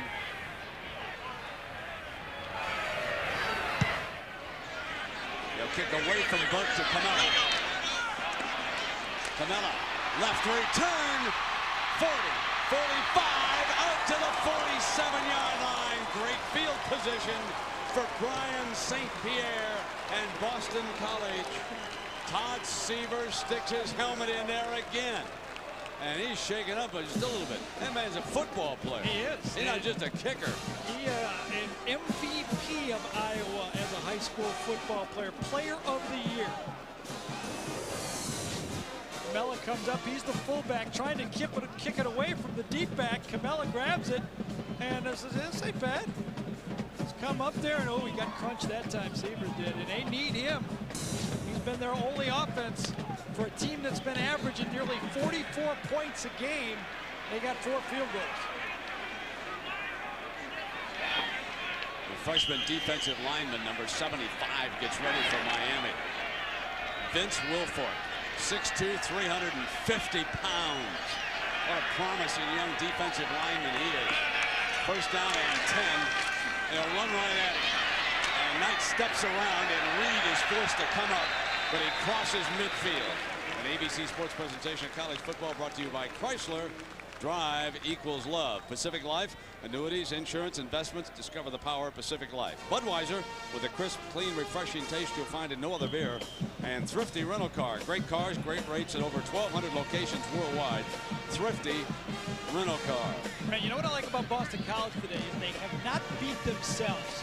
We talked to Dana Bible about teams playing against this Miami defense has been having unforced errors.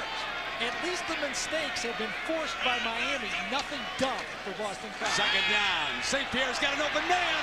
Great catch. First down, 35-yard line. That was Camella who returned the kickoff for 12 yards. What a snag. The brother of Greg Camella, Stanford fullback who Dana Bible coached. The fullback slides out. This time, instead of going to the flat, he goes flat and up. A perfect throw from St. Pierre. Took a whack from Lewis, the strong safety afterwards. BC at the Miami 35-yard line. Here comes the blitz. And Knight slashes to the 31-yard line. We check in now with John Saunders on Tennessee. John?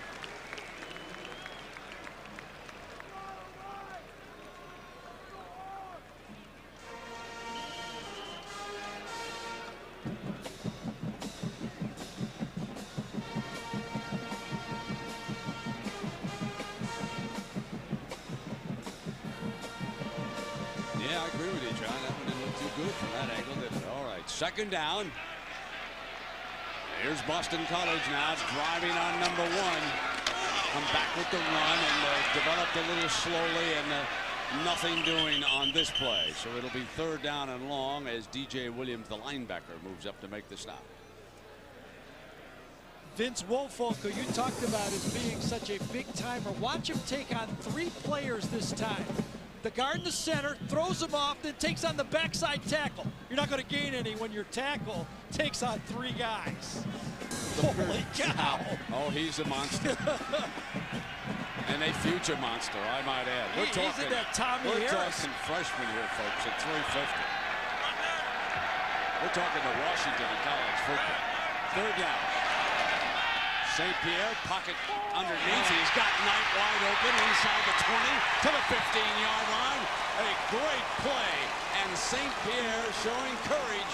Waits, and it's a 16-yard gain by Derek Knight. Beautifully designed play this time. Exactly what's going to happen is you're going to run off, and then put your back through to the outside. This is as good as you can do when you design it as an offensive coordinator. Give this one to Dana Bible.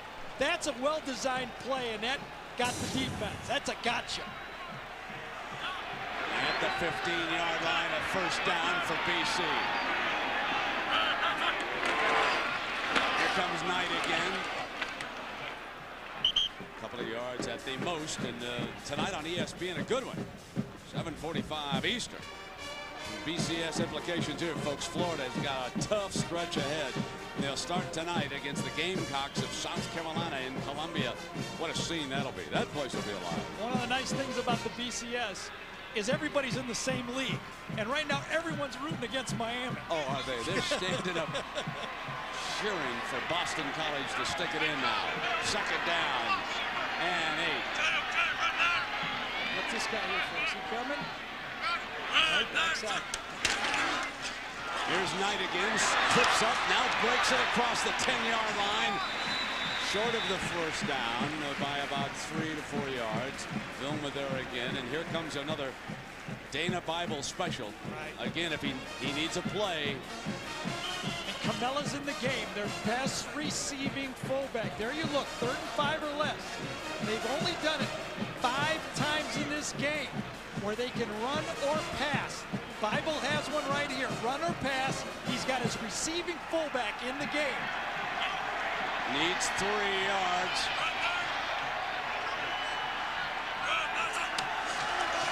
Play fake fumble. St. Pierre's got it on the run, and he's down at the 11, but he bobbled the ball. And McDougal in on the stop. So here's a 4th down decision. And Gary, with 10 minutes to go, got to kick the field goal. You got to kick it. You got the wind behind you. You make this a 1-possession game. If you kick it, it's 12-10. You've got the win. I think St. Pierre knew he had Camella early, and he just hurried it and dropped the ball on that play fake. Now McMyler. St. Pierre is his holder. 4th and 5. 28-yard attempt. Big one for McMyler. No good. McMyler misfires. First unforced error of the game for Boston College. You can't make those things. Here's the last play. Brian St. Pierre had a play action pass, comes back.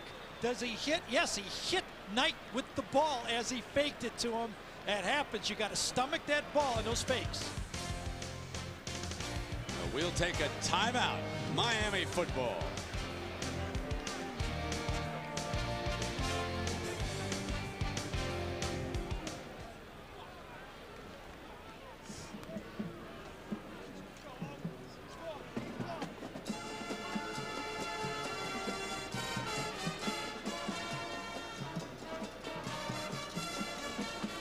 Trying to slip that fullback in the flat again.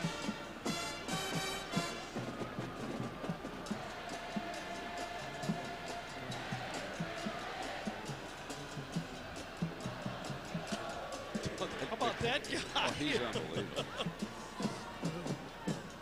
No, he just missed it. He just missed it. That's it.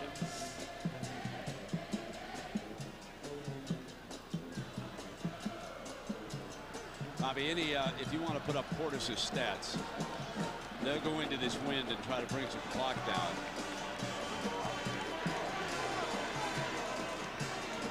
They cannot risk a 5th interception here quickly in this drive. Miami has not gone deep, and they can't now.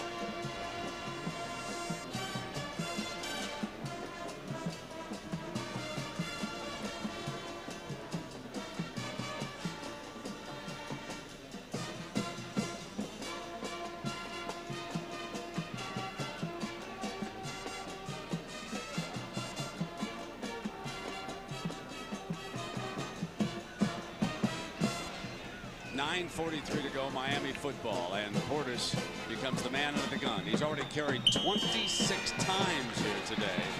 And you know, into this breeze, they'll be trying to take some time off the clock.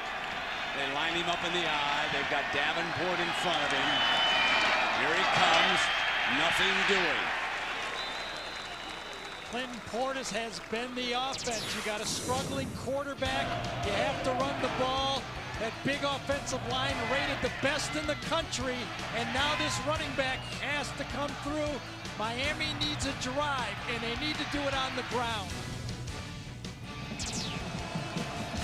Miami could, excuse me, Brent, Miami could throw to their fullback too. He's got great hands. They send him out. Dorsey doesn't look for him. Wants Portis instead. Short of the first down. So here comes a third down for Miami. Huge play both sides. BC wants the ball back. They would improve their field position if they can hold on this third down. Dorsey and Miami and Coker want to keep it going and bring time off the clock. So here we come. It's a 3rd and 2. They can run Portis. He's already gained 125 yards, and they can hit fast with a fullback. They'll line up Portis as a 1-back and go 3 wide.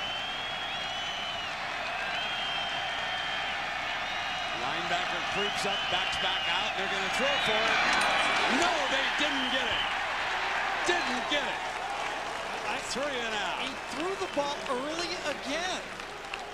He's really not staying patient with the passing game. Sometime again, you get a quarterback trying to anticipate too much. Watch, the ball is coming out here. He throws the ball before the receivers is ready. He turns around and just can't handle it. It's on him too fast. Freddie Capshaw, the punter. DeWalt, the return man, going to let this one go, not going to take a risk. And it's down at about the 29-yard line with 8:15 to go. Number 1, under the gun, timeout.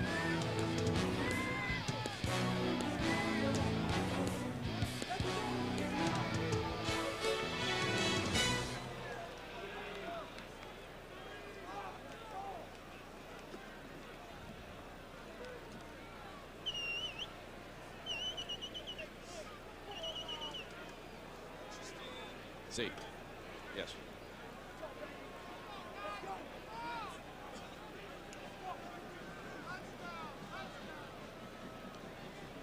I thought it hit that guy. Didn't it hit number 6 on that bounce? I thought it did too. No, not really.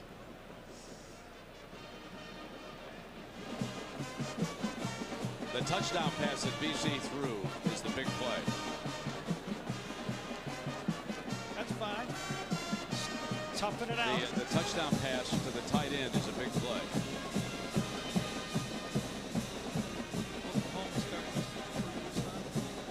Are they rolling? Yeah, 24-10. Michigan's cruising. Iowa put 59. Michigan State's got them just where they want them. We roll now, Bubba.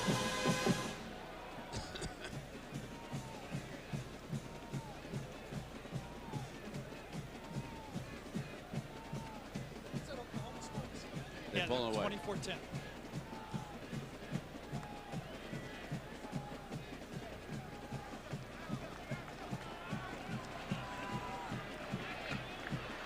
Arch rivals for BC, Notre Dame, and they've already beaten the Fighting Irish in here, and now they're playing the Canes of Miami, top-ranked team in the polls.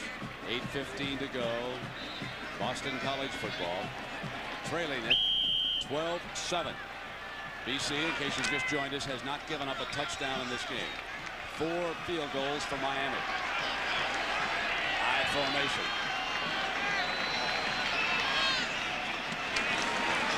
Play fake, and St. Pierre getting great protection. Can't get anybody open, so he takes off. Beats Vilma and steps out of bounds. Well, that showed it there, didn't it? We talked to everyone connected about how Brian St. Pierre is a great athlete.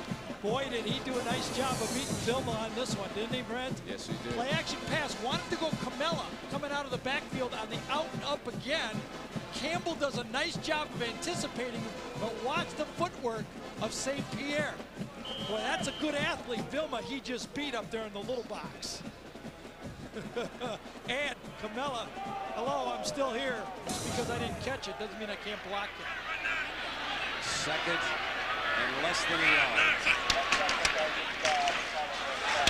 Knight, first down, Boston College. All they needed. Well, here's your Monday nighter in the AFC, the defending Super Bowl champion Ravens against the Titans. And I wonder if the Ravens wish they'd hung on to Trent Dilfer. Brent, remember what Dana Coyne, coordinator for Boston College, told us? Hard to drive the ball the length of the field on Miami. we saw trick play. Does Boston College have a flea flicker or some kind of trick play to get a cheap touchdown in this game? They'll have to make it work fast because the Canes don't give you a lot of time. 4-3 Miami D. And Knight, there's Vilma coming back with a big play. And let's get an Oklahoma update from John Saunders. John?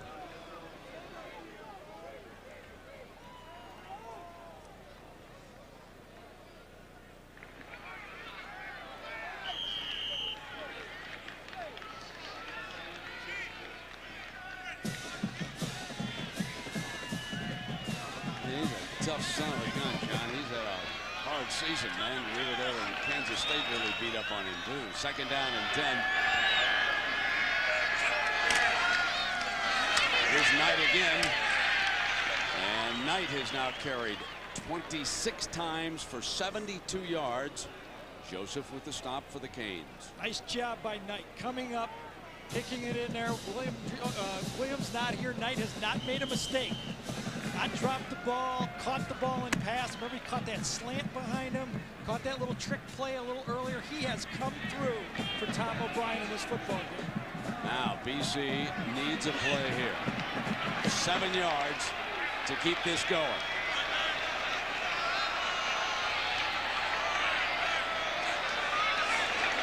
Blitz incomplete. St. Pierre read it. And he wanted DeWalt to get that football. DeWalt didn't read the blitz. He should have saw it, should have looked early that time. He's going to hear it from the coach when he gets to the sideline. Quarterback did his job. It's coming. He's got to look quickly. As the quarterback reads it, he's going to dump it off right underneath. Here it is. You can go all the way. Just look for the ball. A good throw there is a huge play. High snap. McMillan gets it off. Buchanan. And is that another halo violation? The yellow flag is down. And Buchanan out of bounds. And now a second flag flying on the sideline. And that could be a personal foul over here.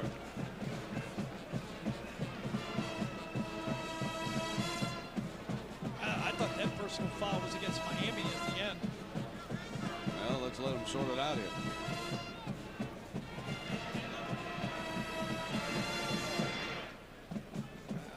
Might have been Kellen Winslow, the freshman.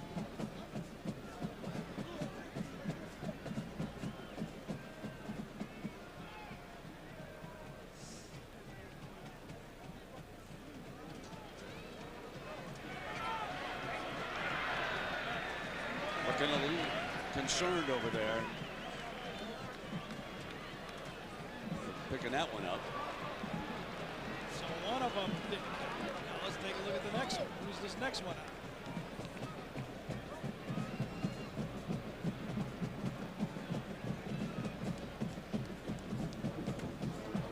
Dead ball personal foul against Miami. You had it right, Gary. It was Kellen Winslow Jr. who pushed, and I'll tell you, the Miami players jumped all over him after this play as it was behind the whistle and late.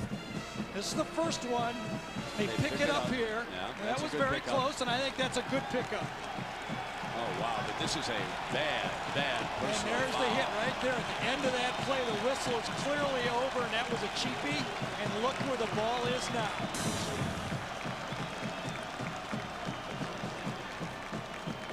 And now Miami backed up to the 12-yard line.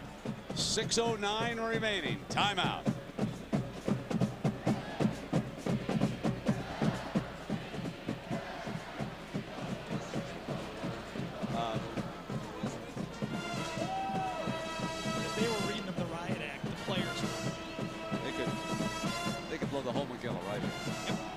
Championship, Heisman Trophy, home. They were mad at him. They make one more mistake, and it's lights out.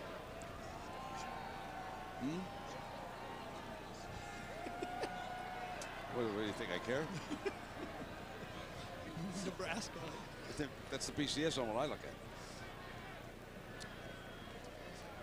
That's fine. Do you want to come back with the BCS and set it up about what this game means? You got the BCS deal there, Bobby?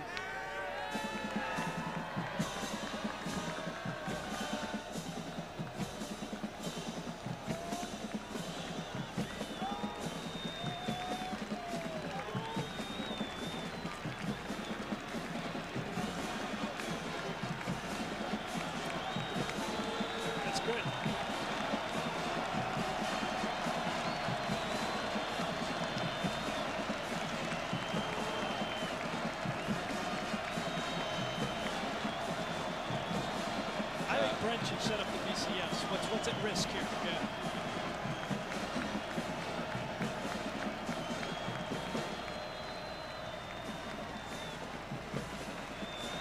A huge series for the Hurricanes. Backed up to the 12. First down. Portis, the workhorse, carried 27 times here today. Lined up behind Davenport. Here's number 28, trips for 3. Take a look at the BCS standings now. Nebraska solidly number 1. Remember, the lowest total leads it. Solid lead on Miami. Oklahoma pulls ahead. Miami must win this game to stay in pursuit of the Rose Bowl and the national championship. There's no other way to put it. Heat's on Coker and the Canes. 5:43 now. Long handoff. Portis is cut off, slashes back. Down he'll go with Churchu. The junior from Paramus ripping him down. Nice job. You're trying to beat Boston College at what they do best now. Stop the run. You're going 2 tight ends. It's turned back inside. Look at those BC Maroon jerseys. They're everywhere. And Churchu, the transfer from Clemson, he was a fullback at Clemson. He's a middle linebacker today. This place is rocking, folks. It's 3rd and 12. And they're going to run for it. Portis keeps going for the first down. One of the biggest runs of the year for Miami. Portis on 3rd and 12 picks up the first down. You talked about Jeremy Shockey not getting any balls, but he does a good job blocking on this one. They're going to go right to the tight end. Watch him hook, and then the lineman pull around. Churchu, number 40, can't get there. Shockey gets his block at the end. Churchu can't get there. Portis, what a wonderful run by Clinton Portis.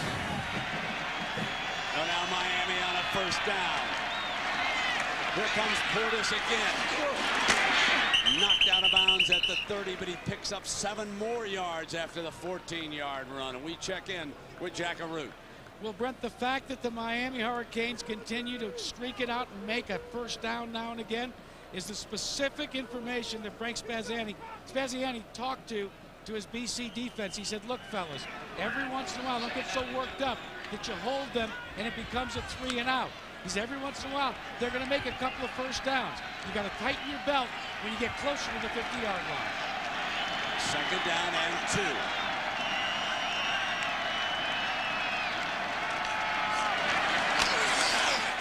Portis again for a first down.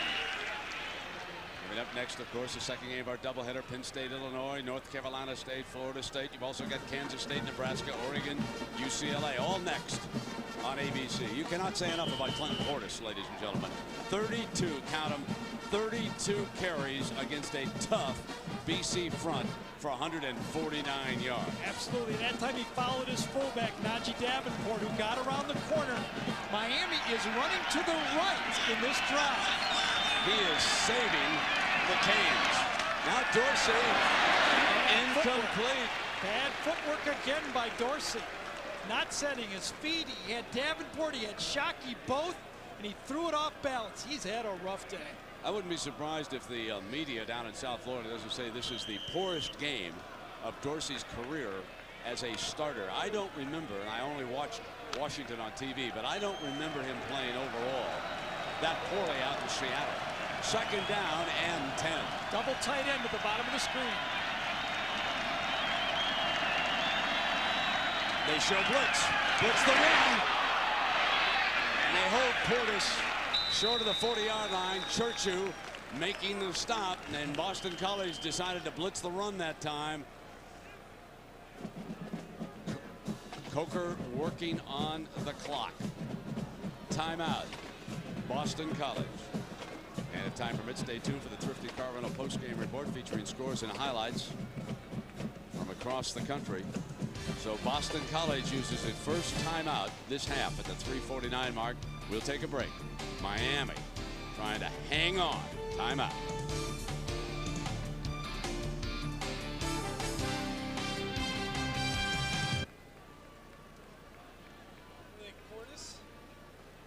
No question. no matter what happens, Portis. No matter what happens, go with St. Pierre. He got it. He hung in there. He did.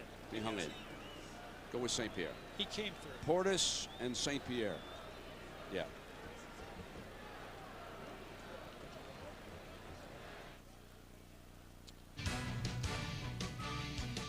See, I think the missed field goal is huge. I think so too. I think that's a huge. I'd put that in there.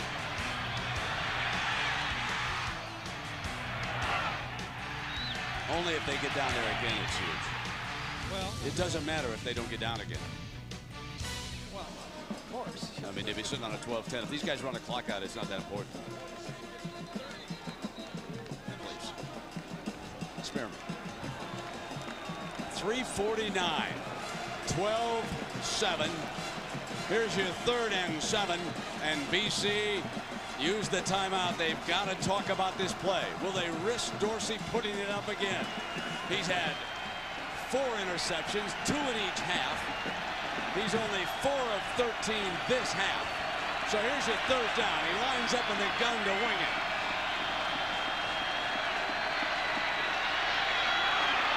First down. So Dorsey comes through. Sands, the receiver, the junior from Carroll City, Florida. 3:42 to go, and Miami again moving that clock. I love the call by Miami. You know, you got a quarterback that's struggling, but he's still your quarterback. You can't win with 10 guys playing against 11 guys. If the play calls for a pass, he's your guy. Call it.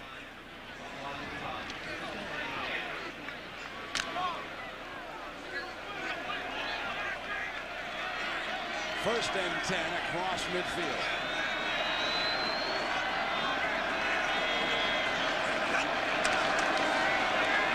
The reach to Portis to the 45-yard line in our Pacific Life game summary. One snap BC would love to have back.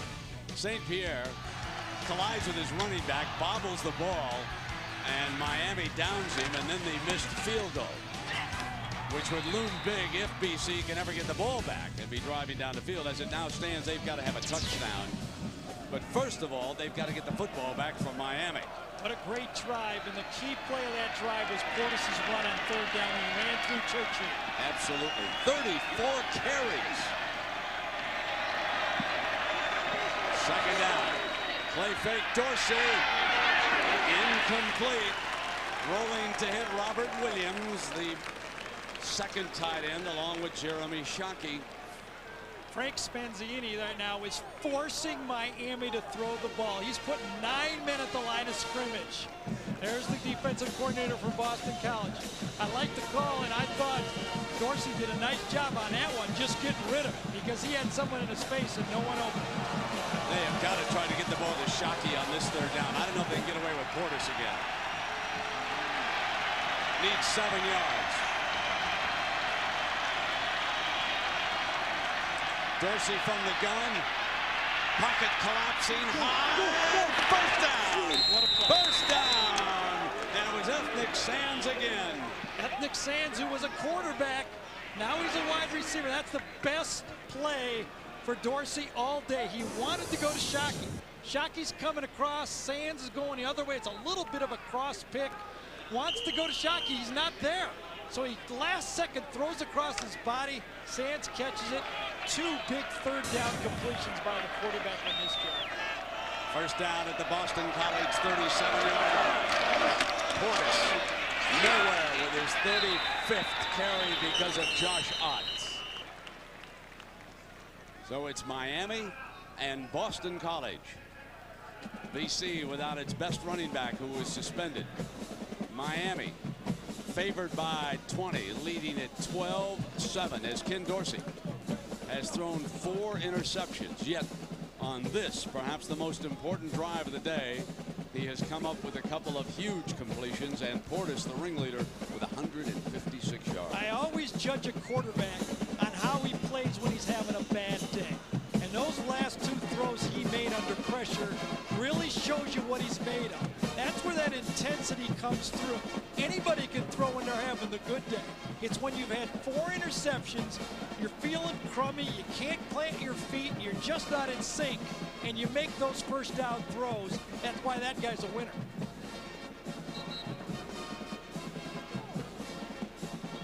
Well, the U.S. national soccer team is qualified for the 2002 World Cup in Asia. Now they look to continue their winning ways against Trinidad and Tobago tomorrow at 2 Eastern, right here on ABC.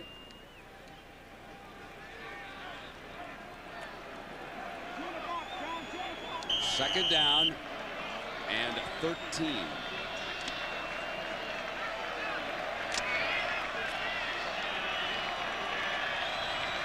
.230 to go.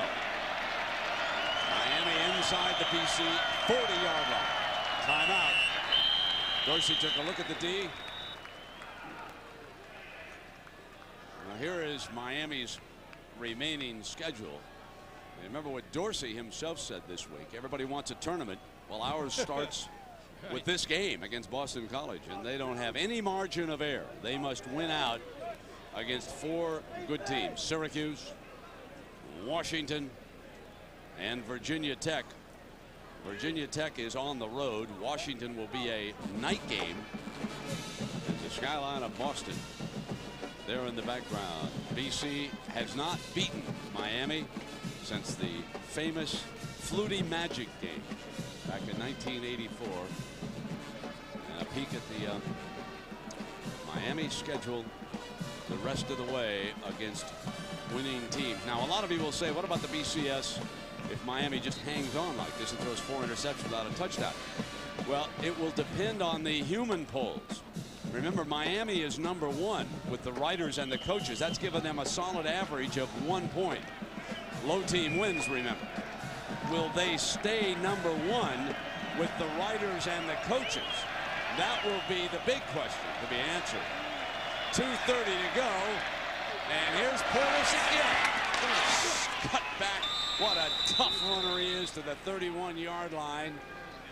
And 36 carries for 160 yards. And unfortunately for Miami, limping off after that 36 carry over to the sideline. And he's been their savior here today. So Boston College using another timeout, and hopefully that's a cramp. Let's announce our Chevrolet players of the game. And in recognition of their efforts, Chevrolet makes a $1,000 contribution to each University General Scholarship Fund. No surprise about Clinton Portis. 36 carries, 160 yards. And Gary, I know you have to be pleased with Brian St. Pierre's performance. We talked about it in the open. He had to come through in this game. The coaching staff and this team feels that he's at least the second best quarterback in this league. And truth be known, they kind of whisper if he had the same weapons as Dorsey, he might be just as good as Dorsey. Today he's proven that he's a great athlete, and his intensity has come through to his football team today. Well, remember, this drive started on the 12, and it has featured 2 huge completions. Miami has thrown 4 times, and these are 2 big-time completions. Yeah. Ethnic Sands becoming the go-to guy, and now the 14th play of this drive coming up. 2:19 to go, and here it is, 3rd and 5. BC needs a stop. The backup doesn't get it. Fumble! They battle for the football. BC thinks they've got it as Frank Gore was on the field. Tug of war going on. We'll let the officials sort it out. Very questionable. BC! Very questionable call, giving it to a true freshman at this time. Comes into the game cold and handed to the freshman back at Boston College. Now needs a touchdown to win. Ralph Parent, the junior safety from Brookline, recovers the fumble. Ball jarred loose in the middle, right on top of the pile. I really think Gore made a mistake. He did not stay with the hole. He could have stayed wide and got the first down. You just got to wonder. I put Davenport at tailback before I handed it to a freshman. I think Rossi made the jarrings. He jarred the ball loose. And now, St. Pierre and Boston College. Knight to the 36-yard line on first down. There's plenty of time, folks. Plenty of time, and I'll tell you why. In the college game, you stop that clock on a first down. It is a huge difference between college and NFL.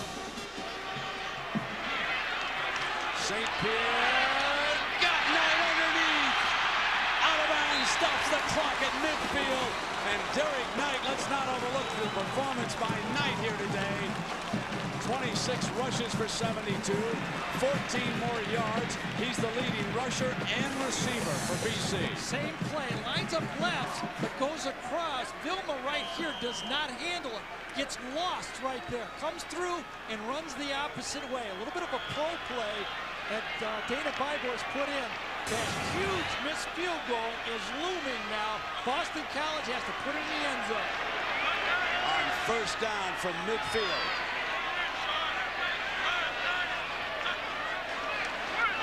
Under pressure, St. Pierre, and down in the heap is one of his own linemen, couldn't get out of the way, and then Walters.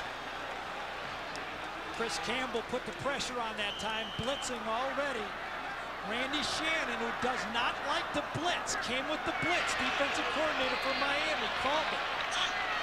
Second down, St. Pierre. Middle's open, got Burke, foot race, 31-yard line, clock stops. Jamal Burke from Brockton, 18 yards. Fitzgerald, number 27, was peeking into the backfield. I don't know what he was looking at. He had man-to-man coverage, and he didn't stay with his man. Huge mistake by Fitzgerald. They get Hemmings in, and along with Reed, they get Burke out, who's shaken up. It's first down. It's 107. It's St. Pierre. Pocket. In zone. DeWalt. No. He threw it out of bounds. So now Brian checking that clock. We've got 1 minute left. We always talk about on the end of the game how people make mistakes. Watch Fitzgerald on the play before. He starts out, lines up, and then he looks inside. Lets this guy go. What are you doing? Defense has the pressure in the final 2 minutes. Quarterback deals with it the whole game. Now the defensive backs say, if I make a mistake, I could be the go-to. Second down and 10. St. Pierre under center. Ball at the Canes 31-yard line. St. Pierre. And a jarring hit by Fitzgerald. And DeWalt could not hang on. It will be your third down coming up. Miami comes with the blitz again, and this time Fitzgerald says, you know what, I'm going to stay with my guy the whole way this time. Not get nosy and try to make a tackle on a draw play. There's not going to be any more draw plays in this game. It's all passing.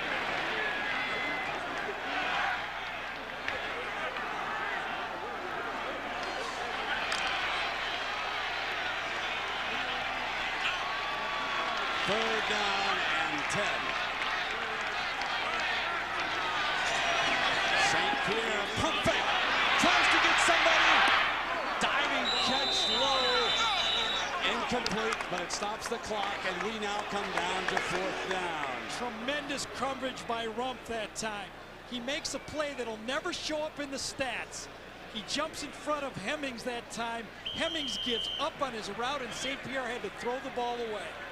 He went to the pump fake, and Rumpf saw it all the way. Yep. So here we are, ladies and gentlemen. Fourth down. BC can still get a first down inside the 20. A 10-yard gain will give them a fresh set of downs. 49 ticks of the clock. 10's the important number. DeWalt's got it inside the 10. Holy cow! It's first and goal from the 9-yard line. 43 seconds to go. 21 yards. DeWalt makes a beautiful catch. Beautiful catch. How about that throw? That was coverage. Decent coverage, and that ball was put in the only spot it could go. No timeouts. Clock starts to run again. 3 wide for St. Pierre. Back slam. Intercepted on a ricochet. Intercepted by Matt Walters on the ricochet. Lateraled it off to Edward Reed. And Reed will dash into the end zone. Oh, what a turn of events as Miami on a ricochet Folks, you won't believe it. On the interception, Miami is saved. The slant was ricocheted to the defensive lineman, and then the lateral as Mike Rumph comes up big again. Rumph made the play on the initial ricochet. He cut inside the slant, and that was what made the ricochet. Watch Rumph right here, cut inside the player. He reads the slant, cuts inside, makes the play, it pops up. It's intercepted inside by, was it Walters? Walters yes. has the pick. And Big Reed says, give me that ball. I'm the playmaker around here. And he goes the whole way. A classic and a heartbreak for Boston College. I thought the strategy was good by Boston College not to ground the ball. A lot of times you can catch a defense sleeping when they think you're going to ground it. Rumph gets inside, doesn't make the catch, but he beat the receiver to the spot, and that won the game. 2 huge plays by Rumph towards the end of this game. If Miami makes it to the Rose Bowl, and Coach O'Brien can't do a thing about it as Reed goes downfield. St. Pierre played his heart out here today, and after the celebration there'll be a long extra point attempt. Looks like about a 50-yarder down there. Miami to keep that long winning streak ahead. Misses the extra point, but who's counting? But folks, if Miami makes it, if they make it all the way, that's the play that they'll open the Rose Bowl with. Boston College driving for the touchdown, and the young man who caught the ricochet and then had it stolen by his own teammate Reed, who went the distance for a touchdown. You can't ask for a more dramatic play than this one right here. How about the throw before the last play? St. Pierre, this strike, what a throw right there inside that set up that last play. Boston College hustles up, tries to throw the slant, and doesn't get it. The 4th down pass right here. Great coverage, a beautiful throw, and that sets up everything towards the end. Now the play that meant everything. This one. Rumph keeps it alive. Walters off the ricochet, and watch Reed. Give me the pigskin, fella. And their ringleader on defense takes it in for a touchdown. The crowd is stunned. You know, the crowd gave him a nice hand, though. Gave Boston College a nice hand. Well, they on should. that play. Absolutely. And they should give Miami a nice hand, too. Both these teams played hard here today. And you know what? On 4th down, field goal wins this game. They had a chip shot to make it 12-10. Miss it, and that would have meant Boston College had a chip shot to win it.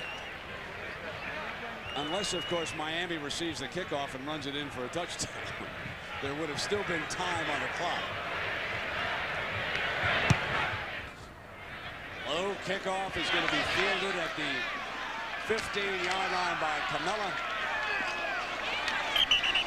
And the Canes survive against Boston College. And most championship teams have one of those games. Last year, Oklahoma had it against Oklahoma State. Oklahoma State came down right at the end. They had to have that. I thought the game between Oklahoma and Texas A&M was just as dramatic. There were 2 of them last year they had. That's right. Remember the last one, that fade pass that Derek Strait knocked down that play, and then they came back and beat Texas A&M there. So this is not unusual, having one of these games that you have to survive. But what a play to survive on. I mean, that play will live as long as the Flutie play. With Boston College going in. You get any residuals this time? Possible upset. You get any residuals this time? You change your contract?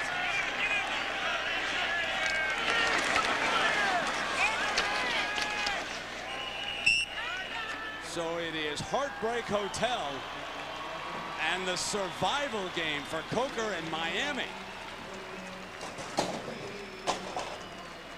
18-7. That is our final score. Miami stays unbeaten. But they had to do it the hard way, folks. And ABC Sports is online at ESPN.com. Keyword ABC Sports. Stay tuned.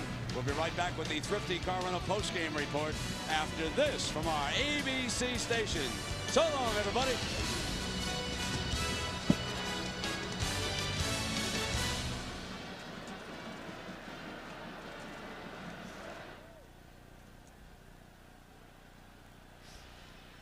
We get ready?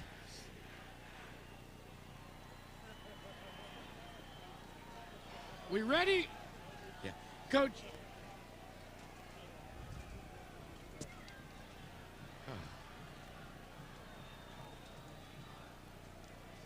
Sorry about this, Coach. All right. Coach, congratulations. Tell me what was going through your mind when Ryan St. Pierre connected on that pass and they closed inside the 10. Well, just typical Boston College game in Boston. That's the way it's been the 3 other times I've been here. It's gone down to the final play almost, or overtime. They did a great job. Their plan was excellent. They did a super job. They stayed in the game. They did a great job on defense. They forced some turnovers from our part, and again, just a great effort by Boston College. I thought it was going to be a tough ending for us. Not the best performance by your quarterback, Ken Dorsey, but he's showed us some resiliency. Well, he certainly did, and I think it's exactly right. He's played better games and certainly play a lot better as the season goes on. But great resiliency. We were able to hang in, and you've got to be able to win some of the close ones like that. Running game so important. Oh, very important for us. Clinton Portis did a terrific job. Clinton was hurt late in the game. We had to put Frank Gore in, and Frank hadn't been in, and probably a little unfair to him. But again, we have to protect the ball late in the game. Coach, is this as good as a playoff? Well, I don't know. It's good if you win it. We've won this one. We get a chance to play again next week. Congratulations. All right, thanks, Jack. Clinton, congratulations. How you feeling? You all right? Okay. Okay. Big game for you today. I mean, somebody needed to step up. I took it upon myself. Told coach, just give me the ball, and I'm gonna try to get it done. The O-line was blocking. The D-line did a great job, but we pulled it out. Clinton, did you expect it to be as close as it was today? You know, you can't blow every team out. We've been blowing everybody out. You know, they were talking like, you know, they were ready to play, so you can't help but get it to them. They came out and played. You know, I think we shot ourselves in the foot. 4 turnovers. We ain't scored in the red zone, so you know, we should have put up more points, but we just glad to get away with the win. Was the win good enough to stay #1 in both the coaches and the It don't matter staying #1. We undefeated. We stand undefeated, so that'll do. I mean, we got 3 more games that hopefully we can blow one of these teams out and get back where we was. But right now, we just glad to be undefeated. Congratulations. All right, thanks. Thanks, man. All right, we clear, Bob, or do you need something more from me? No, everybody's off. No, okay, buddy. You're welcome.